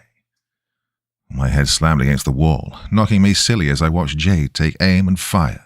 The thing reverted to its truer form, the skin and face melting in a weird spiral as it dropped and took to all fours, with darkened flesh, golden eyes, and 9 tails behind it. It smashed straight through one of the closed windows, crawling up the side of the house. I looked down to my chest. A single strike managed to almost completely punch through one of my armor plates, crushed ceramic and polythene spilling out like a white dust, along with cutting deep into the receiver of my rifle. Oh, for fuck's sakes. Yep, so that's how I lost my first rifle. Still angers me to this day. I dropped my dead-lined MK-18 onto the ground, picking up my shotgun and checking the chamber. "Are you broken?" Jay shouted. I shook my head. Nah, still kicking. A crash came from upstairs. The scream of Jay's son followed. He roared angrily as he charged up the stairs, and I followed. What played out next happened in the matter of seconds, but it felt like an eternity. Don't know if it's because of the adrenaline or just being near the thing. Jay charged in first, rifle raised as the thing stood over his son, who was cowered under his bed. The Kumiho stood over him, one hand peeling the bed up before dropping it as we approached. All darkness and ambient light seemed to meld with it, as if it was both everywhere and nowhere. With my buckshot, I couldn't get a safe shot. Jay fired first, impacting its sternum and causing it to pounce forward, the claws puncturing deep into his front plate. He struggled with it, and I could see him grimace beneath his night vision, trying to shove it off as his rifle became trapped between them. I had to act. I pressed my muzzle directly up to its hairy and mangled skull and pulled the trigger. A small shockwave of the contained discharge and buckshot impacting corroded flesh, sending silver blood flying out as its screech caused me to feel nauseous. With a swipe of its right hand, it ripped one of my tubes off my night vision and slashed into the right side of my face. There was barely any warning. No disgusting tearing sound, just a single swipe of air and half of my face became unzipped. Well, I guess I earned a new scar. My own red iron was blinding me now, causing me to cough as I was flat on my ass. The entire side of my face stung as if it was on fire, the kind of pain you only know by being there. Well, not gonna lie, don't wish that shit on anyone. Some, maybe, but not all. Even as the impact sent me stumbling backwards, I slammed back on the trigger, pumping it full of buckshot, the shots causing it to let go of Jay, who fell back into a dresser. My glove became drenched as I tried to clear my eyes. I caught a glimpse of what was next. From the shadows, a silver knife impacted the back of the Kumiho. My eyes followed to see Jay's father twisting the blade. Whatever it was made of hurt it bad, and caused the area around it to start hissing with steam and fire. I also saw it duck down and slash backwards, gutting the old man's stomach. The sound of mulched flesh and meat pouring onto the floor as he let out a single, pained gasp. Jay cried out in anger as he fired his rifle, a hail of rounds tearing through that being that was falling apart now, dark flesh melting the floor as chunks fell off. By this time I'd risen to a knee, wiping off crimson as it caked over my face, taking aim with my pistol. A light show of flashes, both in IR through my still-working tube and in the darkness from my other eye. Snaps of 9mm were joined by 5.56 as we slowly cut it down, and soon enough its golden eyes stared into my soul as it melted into a pile of mess and evil, eating through the floor. The adrenaline dump quickly left us as the wet cold from the outside chilled both of us to the bone. I let out a shaky grunt as I viewed the remains of the creature. So much for immortality. Hannah ran up the stairs, scooping up her son before crying on his head. Jay did as well. I stumbled towards the old man, flicking up my beat-to-hell nods as we locked eyes. There was a strange chuckle in the man's voice, seeing my face torn open to the point where I'm definitely sure I could feel windage through my cheek and, well, the state he was in. I couldn't hide the look in my eyes staring at his pulverized belly. He knew it. A shaky nod in the man's face as he gripped my hand, and I held his, staying with him until it fell from mine. Jay walked over, a shaky breath in his voice as I stood up, and our eyes locked to the hissing crater in the floor that was once the Kumiho. A millennia of violence and torment ended at the barrel of human determination. "Yeah, Jay?" I asked, shakingly getting to my feet. "Call it in," he muttered. I looked at him. "Your mission. Your home." I wasn't going to take that from him, not after everything he'd given and lost. I slowly closed the man's eyes as I heard Jay through my damaged peltors. "Main, this is Kilo 9. Op 4 actual is down. Preparing proof of echo X-ray." I remained in South Korea for the funeral service, shortly after getting my face patched up. The loss of their grandfather weighed heavily on Jay's family, but with the Kumiho put down, it meant that their people could move on. PEXU estimates that nearly 500,000 succumbed to its wave of death. That's just the confirmed ones. Those that went missing alone on trails, in rivers, of whom local police rode off. Well, it's a miracle that we were able to put it down at all after the long night. We parted ways, and he told me if I ever needed him, simply call. In this industry, I may have to take him up on that offer one day. I would several times. I remember the phone call from Montgomery not long after that. I got a few weeks off to heal up my injuries. You know what they don't tell you about facial injuries like that? How much it freaking burns in the upper atmosphere. Don't know if it's the moisture, but it was a long flight back to the continental 48. On the bright side, I got to relax at my house. I bought it shortly after my departure from that company I used to work at. My prior encounters before PEXU left me a little more than paranoid of the deep woods, and with my previous employers looking to catch me off guard, I knew I needed a place of quiet, open isolation. Well, I got it, with a few caveats. The house itself was a 2-floor ranch house that came with a large plot of land near the Rockies. Simple, quaint. No one for a few dozen miles. The first weird sign was the fact that it had a foundation underneath that was nearly as large in area as the structure above. That and the fact that there was nothing on this place. No hauntings, killings, murders, nothing at all. Like it just dropped out of nowhere. Despite probably the better judgment of anyone else, I took it. Used a variety of tools to renovate and fortify it, and a small arsenal to guard it. Some days are peaceful, others, well, not so much. The day I got back, I remember pulling up to my front porch in my SUV. A strange, grey thing on my front steps. I kept my hand death-gripped on my 9 as I exited my vehicle and approached. For safety or otherwise, a large amount of my property was lined with bear traps. Now, here's a hint. They're not for bears. So when I strolled up and saw all of them, and I mean all of them, all 12 were bent and warped together in a fashion physically impossible with no weld marks and beyond what any tools could do, and placed in a fashion too intentional to be an animal. Well, I looked around, noticing the air outside was a lot more stale than when I'd left it. There was also no wind at all. Well, let's just say I made sure not to look outside when I heard scratching on the sides of the house that night. You'll find the Great Plains, Oklahoma, and especially Appalachia are regions where you just don't acknowledge some stuff.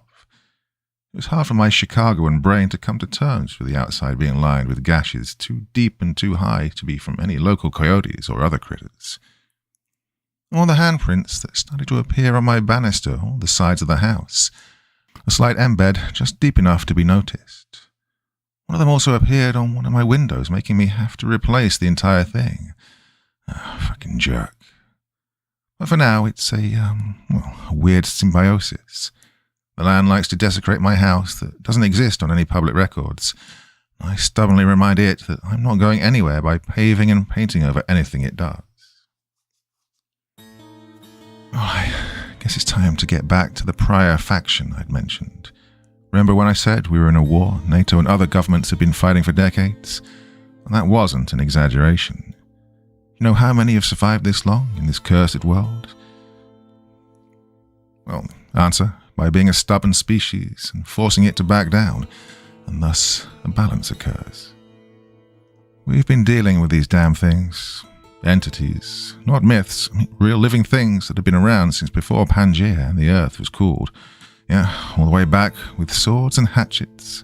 God bless our ancestors. Recently, though, an escalation has occurred. World leaders got comfortable in the routine of covering up strange occurrences, attacks and incursions under the guise of gas leaks, mass shootings, accidents, trying to hide the unnatural under a sense of conceptuality. The problem? They lost the narrative quickly. Well, I've got another question for you. What's a cult? A group of unwavering devotion and ambition, misguidedly dedicated, usually in a religious sense, towards a leadership that screws such effort and sacrifice for all too sinister purposes. Well, the movement designated the Blackwood Brotherhood meets that definition to a T. Theorized to be the descendants of ancient Wiccans and ritual practitioners from ancient Europe, their modern incarnation bears that of ancient shifters under the guise of an elk or a deer's head. And they're smart, extremely smart. And the powers that be decided to blame everything on natural disasters. They tripled down and festered distrust. If all these accidents keep happening, then who's to blame? The government that promised to protect you. Federal entities couldn't just walk it back and say it was an occult outbreak in Louisiana or a skin peeler in Navajo territory, could they? Answer, no. Every cult has their public face. The New Advent is that answer. Originally a humanitarian movement funded by rich backers of whom not one thing could be traced, they offered refuge to all those who had been affected, whose loved ones went missing by the hundreds of thousands every year. And like moths to a flame, they flocked. Yep, the invasion has already happened. Soon every state, every town has people who believe in the New Advent. Churches, mosques, they're there too. What about those powers that be? What about them? Many cut and run, looking to outpace our mysterious adversaries, or, well, others went off the grid. I remember when I got that dossier and flipped through. There's no knowledge on their leader, if there is one. Could be 1,000 cells joined together in a single consciousness. It'd match up with the ideals of the remover. Ancient Russian pagans whose ideals align all too similarly with the cult. What do we know? The New Advent is being pushed by a man only known as Ryan Evans. An unsuspecting survivor of the tragic disappearance of Tipton, Indiana. Coming from a Rust Belt family, he and his wife donated millions to helping people recover from such horrific occurrences.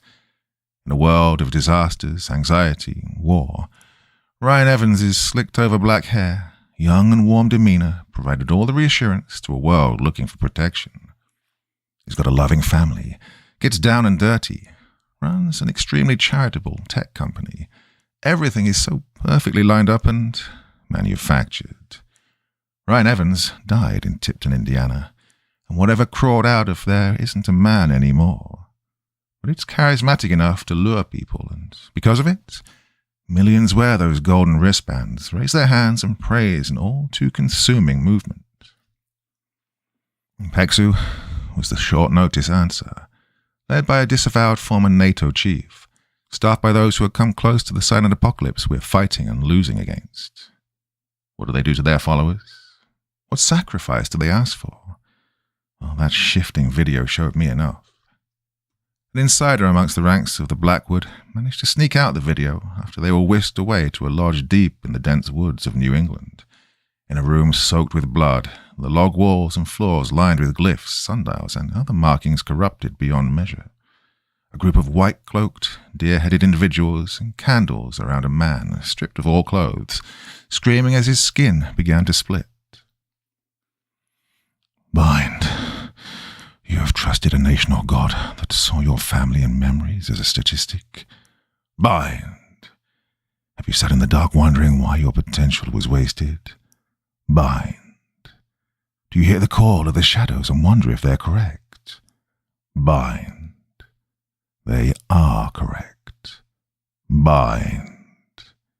That's what was best for you. He is here, he's waiting for you. Join, and we will save you. Bind. Open the door. Bind.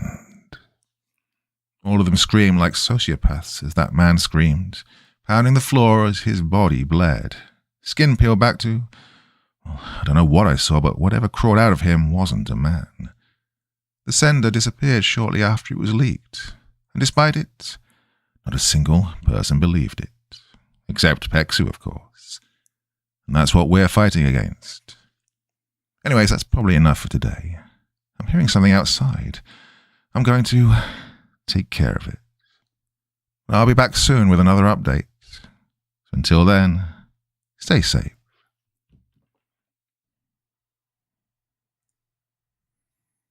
An Occult Hunter's Deathlog, Entry 3, by Forest Has Eyes.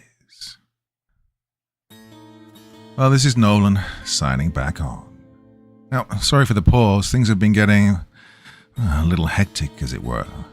I'll try to cover it when I can, but for now actions are still taking place. And so in the interim, time for another trip down memory lane, Louisiana. I want to say this was well into my second year with PEXU, nearing the 3-year mark. Time gets convoluted as the government-sponsored disposable dozens of missions a month. Target packages the world can never see the beginning to pile up in the back of my house figuratively, and my mind literally as the weight of everything began to settle and press down onto my shoulders and soul. Well, can't tell you the amount of early morning or late nights, running off adrenaline and caffeine, marching off to every corner of the States and the globe. 1 week in South Korea, the next headed to Canada to deal with something that came from northern Michigan. The next, well, let's just say something was lurking within the smoke of a large forest fire and harvesting all those who ventured in to stop the flames. Honestly, I think I was going insane. To be fair, I probably am, though functionally at the very least. Worst was, every time I came home, it was feeling less and less safe. Now, a good example was when I woke up one morning and decided to make myself a cup of coffee. Honestly, that was what probably did it. A bad omen. Anyways, it was heading into the fall of that year, so I could feel the cold of the Rockies seeping through the windows. I went out to take a look on my porch, and I saw them. Birds. I live in an extremely rural area. Shit, with some of the installations I made on my house, I'm practically off the grid. Animals are to be expected, but not the nearly 200 dead birds I saw laying around the front of my house. All of them were backs to the soil, eyes wide to the sky, wings and legs curled up like a wave of death had hit them. Well, I nearly dropped my coffee and backed in, holding my breath as the first thing that came to mind was some sort of pathogen or chemical agent. The Blackwood Brotherhood targeting PEXU operatives on their home turf, though minimal, was not uncommon. The unit sent some people out and analysis showed that, there wasn't any sensible cause of death. No, legitimately, it was just like they stopped, dropped, and died from what the shrink said is, is shrink the right word? Lab tech. Well, they're deep into animal science and forensics and... I'm rambling. But the point is, it was damn near impossible to even see they were dead until necrosis set in. What's worse? I don't think it's the cult. And like I said in a previous entry, things have been weird around here. More handprints have been appearing around my property. Approximately 250 meters from my house is a wood line across the field. On an old oak that's got more rings than most countries got decades on this earth. Well, here was another handprint. This one was gaunt, elongated fingers that burned a good centimeter into the tree. Another one similarly appeared on my rain duct, like someone had attempted to climb it, though further inspection of the roof showed no more. I know what this was. The same thing the Mouj and the Taliban did. Sizing up, probing for weaknesses. I went back inside and kept my rifle loaded. I wasn't going to blink first. I was almost overjoyed when I got the call from Montgomery about my next op, although I didn't know the madhouse I was walking into. You see, the things we're largely in combat with can't always just be shot. They're incomprehensible and primordial, and while we were regularly in the trenches against situation whiskies, terrors in Appalachia, and fighting a conspiracy, sometimes we're up against things that warp the world itself. Dossier: Louisiana, Umbra. Oh man, where do I begin with this one? Well, in short, I was being assigned to an area deep in central Louisiana, rich in voodoo and black magic, so much so that this place is stained, and plenty of occult experts would tell you that you don't fuck around. I wasn't just fucking around, I was being told to rappel down and start kicking. Ever since Katrina, there's a large amount of backroad areas in Louisiana that just haven't recovered. Infrastructure and basic necessities are constantly faltering. Quality of life is lower than some third world states. It's bad, and the town in question was more or less forgotten about by the local country. The town's population had been decreasing ever since reports of loved ones returning and wandering the streets started to occur. At first, it was a handful. Then entire houses started turning up empty. The local police station was so undermanned, underfunded, under everything that they were neglected. All signs pointed to something that had been harvesting these people, in an area where the veil between our realm and the other thinned. Something had crawled its way onto our side and it got past PEXU, and then assigned to me. Terrific. Worst part was, it was, well, in Montgomery's own words, "I wish we could provide you with more, but we're down on manning and we can't confirm what the nature of the situation is. We'll have you on ISR every second. Call me if you need me. I can't say I was all too pleased to be going to a backroad swamp town nestled in Black Magic Alley that was slowly being devoured by something. I can't also say I had to front my own transportation on this one, meaning it was a crispy 20-hour drive.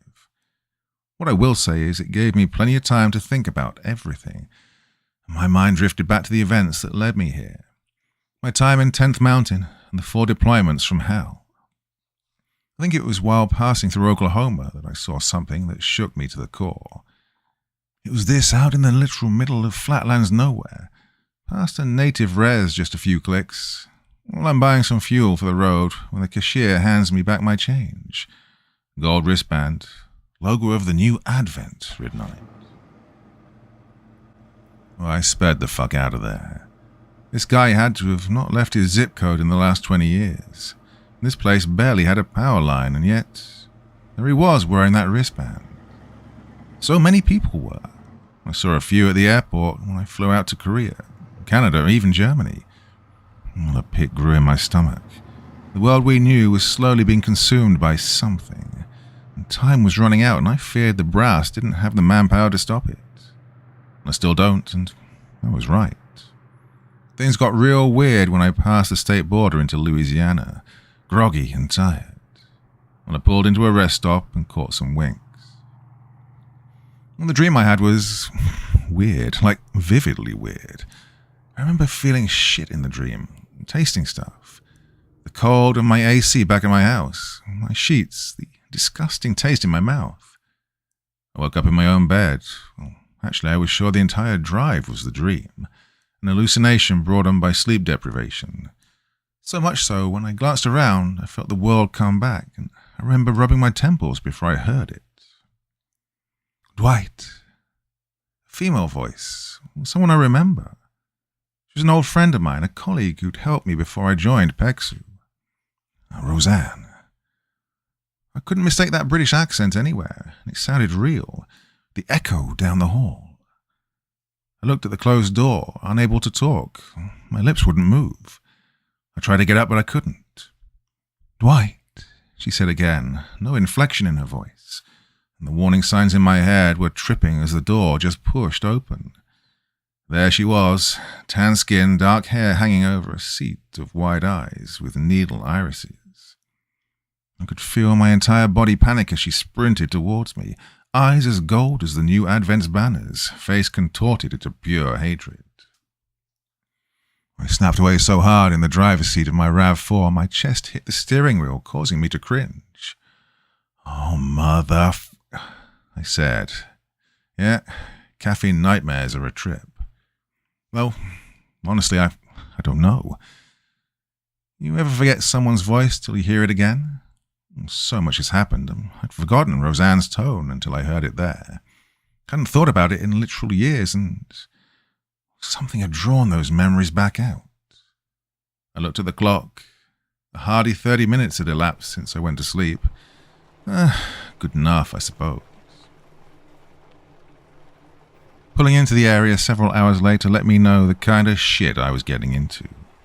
Dense forests that were still cold and humid from the previous storms surrounded either side of the interstate like an impenetrable wall. All along the way were overgrown shacks, rusted-out cars, vehicles abandoned, some turned over. Road signs hanging off wood poles that pointed towards roads that had long since been abandoned. Yeah, this was central Louisiana, all right. The town in question had seen better days, and that was at least somewhat alarming, as it had been a while since the epicenter hit this place. And yet the power lines were still sheared and hanging. No sparks meant they were dead. Windows broken, entire sections of house walls falling off. People still walked the streets, off in the distance, before disappearing behind corners. It was broad daylight and yet seemed as dead as it would in the pitch dark. You could almost see the slight dark mist hanging over it, a weird flicker at the edge of your eye. This wasn't inhabited by us anymore. No, something else had made this its lair. First point of contact was the police station in town, and, well, yeah, I'm just going to go ahead and say it. I didn't even think it was the actual police station. It was a small 10 by 10 meter concrete square building on the corner, bordering a small lot of gravel, rocks and debris. Old bars had rusted over the smeared windows. The literal word police was painted over the door and had begun chipping off long ago. I pulled up to the curb, opening my door to get a blast of the wet cold, soon to turn into humidity. A hint of mildew and oil rot in the air as I walked up. The only patrol vehicle had cracked windows, with almost all the tires flat and empty. Approaching the door, a single sign read, "Until further notice, all law enforcement responsibilities are to be directed to Louisiana State Police Trooper." Well, there's supposed to be someone here. At least, that's what I was given. I checked my info again and saw a code. 0432. I scanned around and, sure enough, a small lockbox I found hidden behind a bucket that I kicked away, causing it to roll down the sidewalk with a large echo. Inside, a large set of keys and a laminated sheet with a set of addresses, and written on the bottom, "Good luck." Gee, thanks. I might be up shit's creek, but at least I've been given a fork. Well, the first few addresses were situated in the centre of town, something I thought would give me comfort, but I soon realised the extent of the harvest that had been conducted. Cars were either gone or abandoned, some parked half on the curb, others rotting in their driveways. Bushes and shrubs were overgrown. Sidewalks had more weeds than, well, sidewalk. This place had become a borderline project left to decay, the swamps having reclaimed it as humanity had been driven out by something. I parked along the road, stepping out, and concealed my Glock, though if I needed a short, quick, violent run back to my RAV4 would provide me with heavier firepower. The keys provided were to select addresses, although I'm sure had the cops still been around, they might as well have given me a master key to the neighbourhood and let me start looking. Regardless, I walked up to one of the single-floor houses, placing the key in and, well, the lock wouldn't give. Too much rust. A single mule kick to the door, and a few more months off my knees, and I was in. The smell of mildew hit me immediately, damn near suffocating. Dead air is lethal, so I brought along a simple rebreather to keep my lungs clear. Windows had been broken open, like on many houses, exposing the insides to the elements, yet there were signs that whomever had been here had vanished. Sure, things were kicked around by other animals or the wind and rain, but the table had been set up for dinner that had long since gone rotten and fused to the plates. Toys were still on the floor, a lounge chair kicked up with a remote on the seat. The imprints of people burned into the chairs, onto the table, in the lazy boy. Well, I've got a stomach for many things. Trudging through sewers with a pistol chassis and a light, looking for beasts, that's fine. Burned pits took my sense of smell anyway. Look, the sound of a shot impacting a target. The screams, the blood. Look, I'm infantry. I'm desensitized to that. Scraping a person off a swamp-drenched seat, knowing they used to be a man or a woman or a child. Well, I'm not going to lie. I wasn't too prepared for that, but I guess I've hit a new milestone. Placed it into a collection bag, left the house, and locked it behind me. Sample analysis from it read, dried flesh and sulfur. Well, it was like this for several blocks. House after house, the same thing. Old homes turned into ruins. Streets deserted. Felt more like a post-apocalypse than a silent one, but here I was rummaging through the aftermath like a scavenger. It was around the third house that I'd left. No signs beyond silhouette imprints and rank smells. The shuffling of grass caused me to turn on a dime, hand sliding to my pistol grip, to see a dog. It was a Belgian Malinois. I knew because I worked with them a lot as military working dogs both in training and overseas. German Shepherds are terrifying, but they've got nothing on the absolute man-killer of these things. Grey and black fur, built like a truck, yet its coat was messy and unkempt. It seemed hesitant, wary of me as I looked at it. I had an idea. The old bag of jerky I had seemed to bridge the gap, and I took a few minutes picking barbs and twigs out of its fur.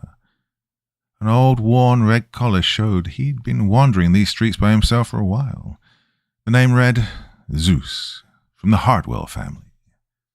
When my eyes turned to the house I just exited.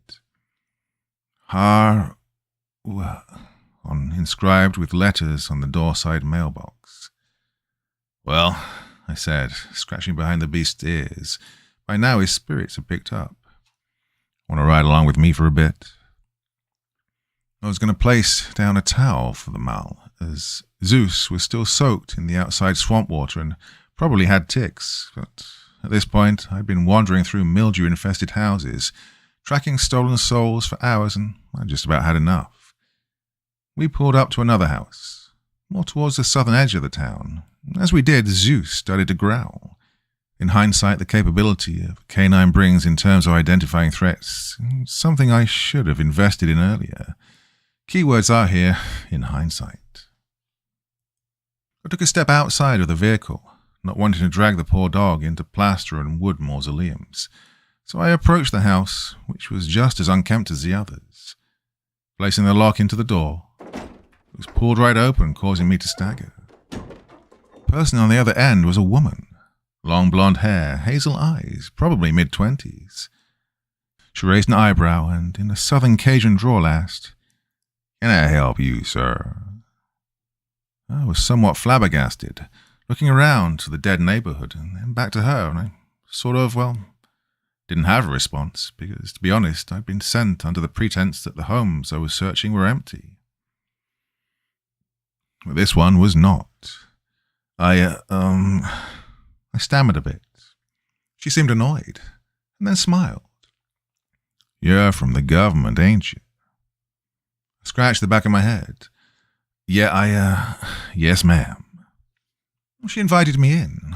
I did my best to dry my boots off, as the house was far more maintained on the inside. I noticed this. Storms must have done a number to the town. She chuckled and didn't look back. "That's life here, mister. So tell me, what's she looking for exactly?" Took a look around, observing the inside of her house. "Reconnaissance so far. Trying to gauge what's going on. More than a gas leak, but gas leak. It's one of the official terms we use to play off events, preventing mass hysteria, and it also draws out to see if someone knows more." Well, she did, seemingly. "Gas leak ain't caused those screams, honey." I raised an eyebrow, turning back to her. "Screams?" She nodded, standing by the sink in the kitchen, washing her dishes. "Got the neighbors a few nights ago. Heard them and their little baby crying out. Then the ones adjacent. Some down the block. Like fireflies slowly going out, though you can hear every decibel." Her tone was chillingly gleeful describing this. I raised an eyebrow, my hand sliding under my jacket. Did you reach out to anyone?" She shrugged, and I could see the flicker of a smile from behind her, standing a few meters away. "Things don't work like they do in Chicago, Dwight. Sometimes it's best to look the other way and keep going. If you survive, it wasn't your day." I then noticed the water that she was using to wash the dishes was black, corrosive and dirty, borderline septic. The counter was also far more chipped and cracked than it had been, and the walls were peeling. The carpet was mangled. Then it hit me as my eyes locked onto her and my hand gripped my pistol. How do you know my name?" She turned, hair greasy and hanging over her face as her expression was blank. Her eyes were normal, but something behind them, an intention that was malicious, evil. Her lips peeled back to reveal sharpened and worn-down teeth as she screamed, pushing the limits of her vocal cords as she lunged. I drew my Glock. And then I was back in the driver's seat. My barrel clanged on the windshield as I found myself aiming with my hands over the steering wheel. Where I'd been exactly 7 minutes prior, door slightly ajar with my foot sticking out. Zeus had begun to bark like a maniac. First I thought it was me, and then I saw that they were staring out the passenger window at the house. I looked. Couldn't see anything through the smeared windows, but I could tell it was still in there. This was a warning. Get out, or become a statistic. Well, I wasn't backing down, but I needed more information. I took 5 in the parking lot of an old restaurant, a burger joint I'd passed on the way in, possibly the only one left. Zeus was gnawing away at a burger I'd gotten him. I couldn't eat right now, nor was it ever good to have a full stomach. I'd learn later that that would be the right decision. My radio was hooked up to the wave relay mount on the back of my RAV4, boosting the signal so I could reach PEXU Main. Montgomery and I spoke as I half sat out the door. "You're saying it can, manipulate reality," the Brit spoke. I rubbed my temples, keying into the mic. I'm saying one moment I was in the house, about to be jumped. The next, I'd gotten rewound about 10 minutes back. A moment of silence passed as he responded. "Check your ATAC. I've updated you with contact information and a location for someone nearby who can help you. Originally, we were going to have you meet later, but we're pushing the timeline forward. This is growing out of control." It already was out of control. Copy November 1, out. The contact was... Okay, so you remember how I said Haitian voodoo and black magic was big in Louisiana, especially around New Orleans? Just my luck, or more his experience, that made him one of the last people still in town, alongside the diner worker, the gas station rep, but certainly not the landscapers. His hideout was one of those under the convenience store stairwell type spots, a small window with an LED sign that read, "Jacques, the Bone Lord." I looked back at my ATAC reader. The address pointed to here, coordinates and all. The name was Jacques Delong. I swore if Montgomery just fed me to some organ harvester, well... The door opened, so I could see a man, late 50s, peeking through, wearing a leather coat and jeans. A set of blue lens glasses concealing tired eyes. He looked to me, then to Zeus, then back to me. "No animals." I shook my head. "I'm not leaving him in the car. We already paid you." The tense stare was interrupted by the closing of the door, and the sounds of several dozen locks being undone as he opened it fully. "Dog stays on the corner mat. You go to the table," Jacques muttered. Well, where do I even begin with this place? Well, he wasn't called the Bone Lord for nothing. Skeleton parts seemed to line or dog every piece of furniture, furnishing, and even make up a few shelves as the smell of incense in the dimly lit shop surrounded us. I leaned forward onto the round table, taking note of all the calcium artifacts. "These aren't real skeletons around us, right?" I asked. Jacques sat back in his chair. "Does it matter?" "Guess not," I said, sliding the sample from before with a printout of the details. "You journeyed into these homes?" he asked, realizing the situation with a surprised raise of the eyebrow. "Yeah?" I asked, though I should have been wiser to what he was meaning. Jacques flipped up his glass lenses and looked at me. "I never ventured that far. Every time I tried to cross to see what had made this place taboo, it felt like a hand was clenching my throat," he said, gesturing towards his neck as he continued. "Well, suffocating. I've been trapped here since. This place is no stranger to rifts, but something must have crawled out of one." "Something?" I asked, a confused raise of the eyebrow. Jacques shook his head. "I've been looking into this since I could barely walk, and even then I will still never even know 1% of the other side. Imagine a microbe attempting to learn about humanity. That is the depth of which we face now, Nolan Dwight." "So, I said, leaning back. "What? We've got no idea of what this is or how to stop it." Jacques waved off the defeatist take and pulled out a map. If I were to guess, an Umbra. A what? A leech. Someone attempted to contact the other side. It lashed on and pulled them in, used them as a line to cross through. Now it's free from its fast. It's growing fat on all those who surround it. Jacques then laid out the map of the area and drew a circle showing the extent, having now crossed far out of the borders. Did you experience any more of these warps? The not real parts in time? He asked. Once, crossing in from Oklahoma, I said, remembering the rest stop. He stopped, took a long swallow. We need to seal it away. I know where. I raised an eyebrow. He pointed to an old complex just to the northeast of the town. Old warehouse, previously used for lumber to carve into the swamps. You know the Trail of Tears? He asked. I was confused, but I nodded. One of the old routes ran through here. Many sick or wounded left to die. Others, later slaves, buried in the same cemetery.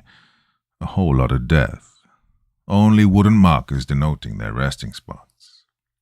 Now, paved over and forgotten. Even that laid abandoned. Jacques' retelling had his words grow more and more pained as he finished. And so what? All of the deaths, I said, putting the pieces together. Then he laid it all out. Yeah, must have attracted something. I hear them every night, Nolan Dwight. Old generation and new, begging to be set free. Thought I was going crazy. Well, they were ghosts, but you saw the aftermath. We need to end this, please. Well, he was trapped here, unable to leave, as the threshold had surrounded his entire house. Well, I wasn't as tied to the other side as him. No leashes to drag me down, and it already showed that it was afraid. If this Umbra was feasting off all of these people like they were batteries, I was going to have to go in there and undo it all. The route took me to a drop off the side of an interstate heading north from the town. I popped open the trunk and retrieved the essentials, pulling my plate carrier over my jacket, pulling on my belt and clipping the leg strap of my holster. The final touches were checking the light on my rifle and slamming the trunk shut. I stopped when I looked at the passenger seat. Zeus was barking, scratching at the door. Practicality said to leave him where he was safe. However, part of me didn't want to leave him here. And another waged that, in some respect, he knew what was down that muddy and gravel-filled drop into the woods, and wanted some payback of his own. I opened the door and the Mal took off, forcing me to hoof it down to catch up. Zeus, for fuck's sake, I called out, causing him to stop at the bottom as he stood firm, ears up and looking around. I stopped behind him as he hugged one of my legs, my rifle pointed into the brush. From the trees, they were looking at us, the disheveled, haunting forms of people just behind the bark bodies of the forest, staring at us. They looked almost normal, but not quite. Some parts of them were blurred, other parts I swore were intact, but decayed. They were both dead and alive, stuck perpetually in whatever this weaponized hell was for them. My optics red reticle traced over them all. Surrounding us, as I took stock, they were sizing us up. We weren't relenting, so the air grew stale, and the only sound to greet us was the sound of rain dropping off the trees. And then, one of them took off. My rifle took aim as I shouted, "Stop! Stop!" Though it was more of me doing my part as I fired, and the round tore through them, and the thrall melted in the same decayed slop as before. Then all of them began to converge, sets of 2 to 3 shots as I switched from target to target. Zeus jumped onto one, a larger man, sinking their teeth into the neck and tearing them apart before they too melted into the same state. My rifle went dry, forcing me to draw my pistol. A couple of them reached out, silent screams as their jaws were wide open. One slick motion, My barrel was level and a set of rounds cracked off and the nearby area was cleared empty. We had to move. Zeus and I took off down the trail, still being chased as I took aim, firing shots standing, braced against the tree, giving us some breathing room before we reached a clearing. I staggered out, Zeus sniffing the air as he growled. I messily reloaded a new magazine, the old one hitting the forest floor as I slapped the bolt release home and aimed my rifle. The forest was quiet. The only sign of anything besides my firing on the trail was a hissing line of decay marks burning into the forest floor. "Oh, fuck's sake," I muttered, topping off my Glock as I looked down to the Malinois before I quipped, "I need to get a new career," to Zeus. Well, the dog simply looked up, none the wiser to what I was saying. "Yeah, you're right. I should just shut up." I turned back to our target then, a gigantic skeleton of rusted metal supports and sheet wall, standing just above the trees in the dense forest with cracked concrete and stone surrounding it. The warehouse. Oh, my rifle was raised as I approached, Zeus having taken up some sort of roving circle around me as I made for one of the closer entrances. Moss and leaves hung above through the cracks as water kept pouring down. A gigantic, cracked concrete foundation floor with an empty shell of a building surrounding it. The old structure groaned and cried out as I looked up and around, seemingly nothing to greet us. Zeus, however, was too busy sniffing the floor, digging at the concrete as I turned, asking, "What? Smell something?" Jacques did say it was built over a mass grave. Only question was, how to get through several feet of old concrete. I lowered my rifle and measured my options, opening the phone mount on my carrier to switch open ATAC and see what assets I had available. Though I didn't like the idea of sitting there for several hours waiting for a cutter or a... "What you looking for isn't here, Dwight." I was drawn out of my planning by a voice from behind, one that I knew very well, though it didn't click when I heard it as instincts took over and I turned to aim my rifle, but, well, what I saw was an old soldier and a friend wearing dirty, outdated UCP digital fatigues. He stepped out from behind an old factory machine, still the same, just like the last time I saw him, a decade and a half prior. High and tight brown haircut, square jaw, shorter, stockier guy. His name tape read, Clancy. "What the fuck?" I asked, my barrel lowering out of shock. There he was in tan boots, a slight smile on his face, just like I remembered.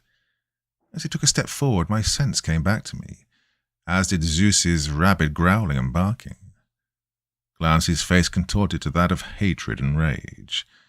That was enough to sober me up as I took aim at him. Well, Clancy didn't like that. "Dwight, what the hell are you doing?" I shook my head. "You didn't make it out of Kandahar. I don't know what this is, but I'm not going to let you disgrace my fucking friend like this."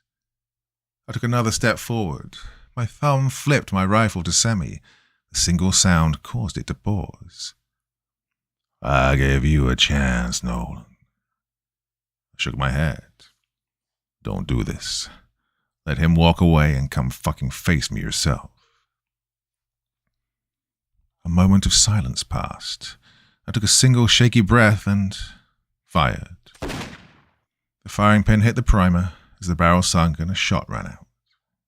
And he was gone. I was looking dead at him and he was just gone. There wasn't a pile of decayed mess underneath. His body wasn't there. Another frickin' illusion. Zeus ran forward, barking loud as I heard a single crack, and then another. Then the concrete gave out, crumbled. My stomach had jumped straight up and grabbed onto my throat, damn near, as I went into total freefall. The light above grew more and more dim before I hit the ground hard. The combination of rocks and dirty made me glad I wore side plates, as I did what I could to brace myself. Zeus is barking from above, pulling me slowly out of my shock as I staggered to my knees. I grabbed my rifle and turned on the light. I soon realized the sound I was hearing wasn't water falling, but melting. They were all here, hundreds fused and melted together in some hideous form of old, decaying flesh. 1,000 eyes and 100 mouths all crying out as a grotesque form of several limbs all around a central mass stood in the darkness. There it was, the Umbra. Fuck, was the last thing I remember saying before staggering back fast enough to avoid it as it lunged forward. One of its limbs had a dozen skeletal, rotten hands grabbing out, clutching and scratching at the dirt as the sound of flesh falling off their bones made contact with the stone and filled my ears. I flicked my rifle onto auto, firing off a burst into it. Flesh and meat tore from its central body as all of them screamed loud enough to pierce my eardrums. Well, thank God for my Comtac headset. And then it moved, faster than it ever should have, as I leapt to get out of the way. However, one of the side limbs used its 1,000 hands to grab onto the back of my plate carrier, dragging me to it. The sensation of a dozen indentured, trapped lives being used to try and tear me apart made my spine crawl right out of my body. I fought to move forward, then got dragged onto my ass as they all started to tear at my jacket and kit. Still, I fired into it, tearing off parts of the arm and body as I stomped fingers and palms, causing them to melt off as pools of rotten flesh. From above, I heard Zeus's roars getting louder. Remember when I said mellow noises were crazy? Well, I wasn't kidding. Those canines will leap through reinforced glass or smash through a fence to get to their target. I guess Zeus had de facto adopted me as his partner, or designated it the enemy, because he leaped onto the top and began to tear at his body. Oh boy, did he tear. Skin flew as it writhed. A muzzle thumped my barrel into its body and fired. It retreated back so fast Zeus fell off and onto the floor, although it did little to stop the dog as he'd proven he's built durable. Well, it attempted to flee. I looked around at the mud and old concrete piled around us in this strange lair, and it retreated further. Zeus barked, not backing down. Get back here, I shouted. I took off after it. I flicked my rifle's magazine out and slapped a new one in. Zeus was not far behind as I aimed my light and took shots at the form as it fell apart. The voices started to get dimmer.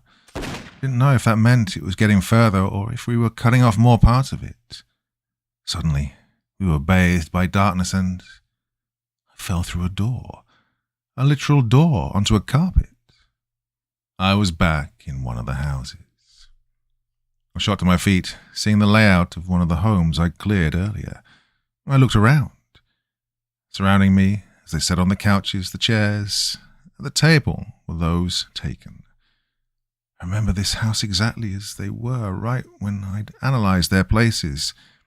God, it was keeping them here, trapped. It wasn't going to trap me. I sprinted forward towards the back door. Zeus nowhere to be seen as they took off after me. I kicked open the back door and jumped through.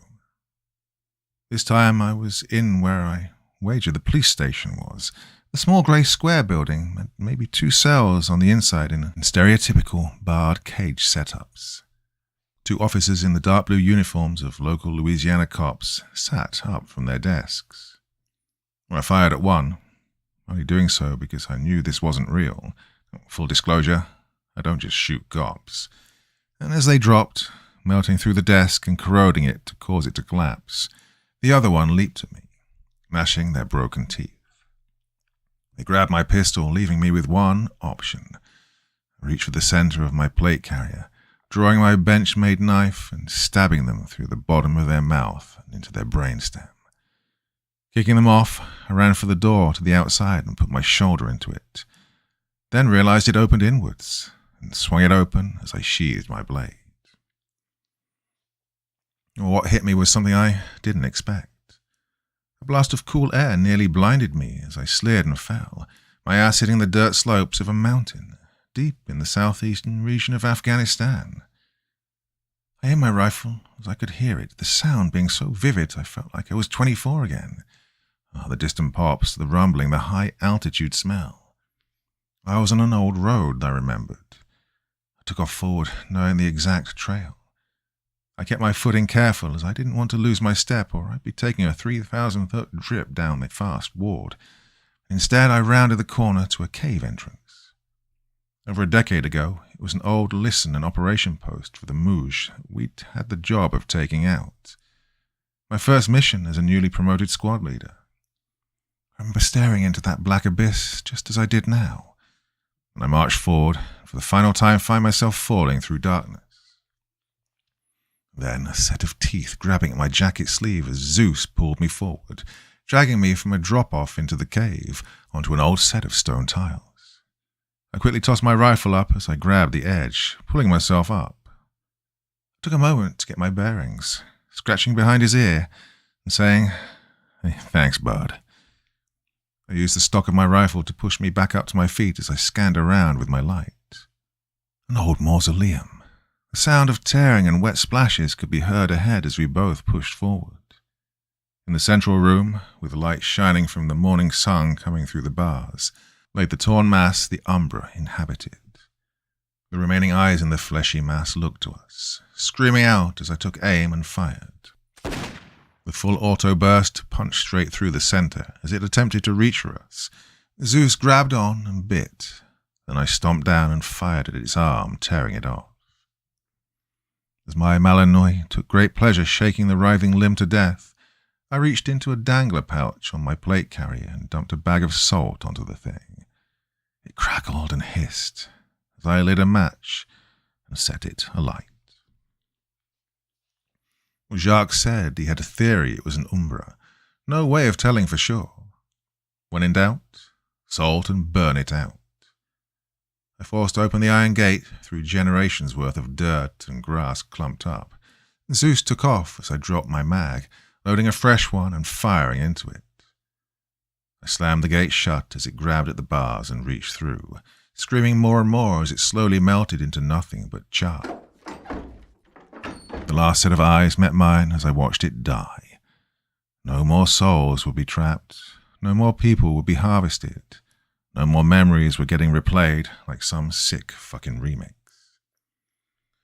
Ugh, fucking shit, I said. A glorious exhale as I walked away, replacing the burnt flesh rotting stench in my lungs with crisp forest air. Zeus followed. I set my rifle down on a tree, leaning back as the adrenaline started to wear off, and I could feel the freezing amount of sweat I had after the ordeal. It wasn't perfect. The area still smelt and felt like death, but the suffocating fog of dread had worn off. After a quick look around, November 1 to Maine. Up for actual is Echo X-ray. Sometimes you've got to persevere. Though let's just say I'm in no mood to go back to Louisiana anytime soon. Regardless, it was probably the most vivid, as whatever it was, Umbra or not, made those blasts to the past straight out of the cerebral theatre. It was not something I was looking to run it back at, and I told Montgomery as such. But he put it best. We don't have the luxury of choice right now, and when we're knee-deep in problems and burdened by short-handedness, a few weeks after Zeus acclimatized very well. What, you thought I was going to leave him behind there? Absolutely not. No, that dog is the reason I'm still around, for better or for worse, so the least I could do was get him out of there. Turns out, yes, he did have fleas, a lot of them. Fumigation of my car and then the cleanup was extremely nice, as you could imagine. However, he enjoys the open area of my property. Even more so in the following weeks, I ended up taking him on several more missions. Whatever his senses are, he's able to point out a threat immediately. He's as much of an asset to the small unit I've got going as he is a friend. Though, well, some mornings I'll walk outside to grab my paper and bring him with me. Zeus will stare out into the fields with his ears pointed up like he's seeing something, and then he'll growl. The first time he did this, I noticed the area was silent, just like it had been before. No day gets any easier. Out of the frying pan, well, you know the rest. Gotta go now. Got another target package rolling in, one that I should be able to update you on as soon as we've caught up on some of the big stuff. Well, for now, this is Dwight Nolan. See you all again next time.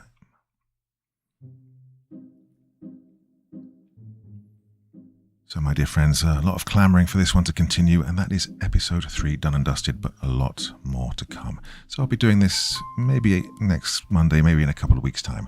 It's nice to give you a little bit of time to absorb everything that's going on before doing the next episode.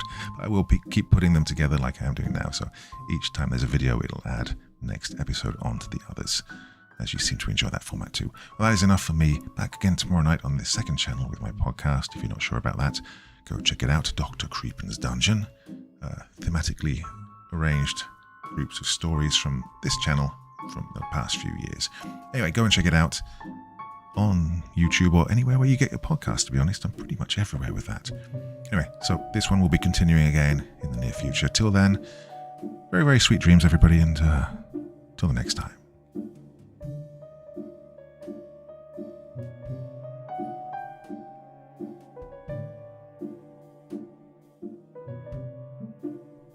Thank you so much for taking the time to listen to this story today. Really means a lot to me and to the author of the story, of course. Well, if you want to know more about me, I'm pretty much everywhere on social media. You can find me on Facebook, Twitter, Instagram. You can download my music on SoundCloud. I've got a Patreon if you feel like. Throw me $1 or $2. Very much appreciated. And of course, on Reddit, I have a place where you can leave stories if you want me to read one that you've written. Well, hoping to see you all again very soon. Till then, sweet dreams. Bye-bye.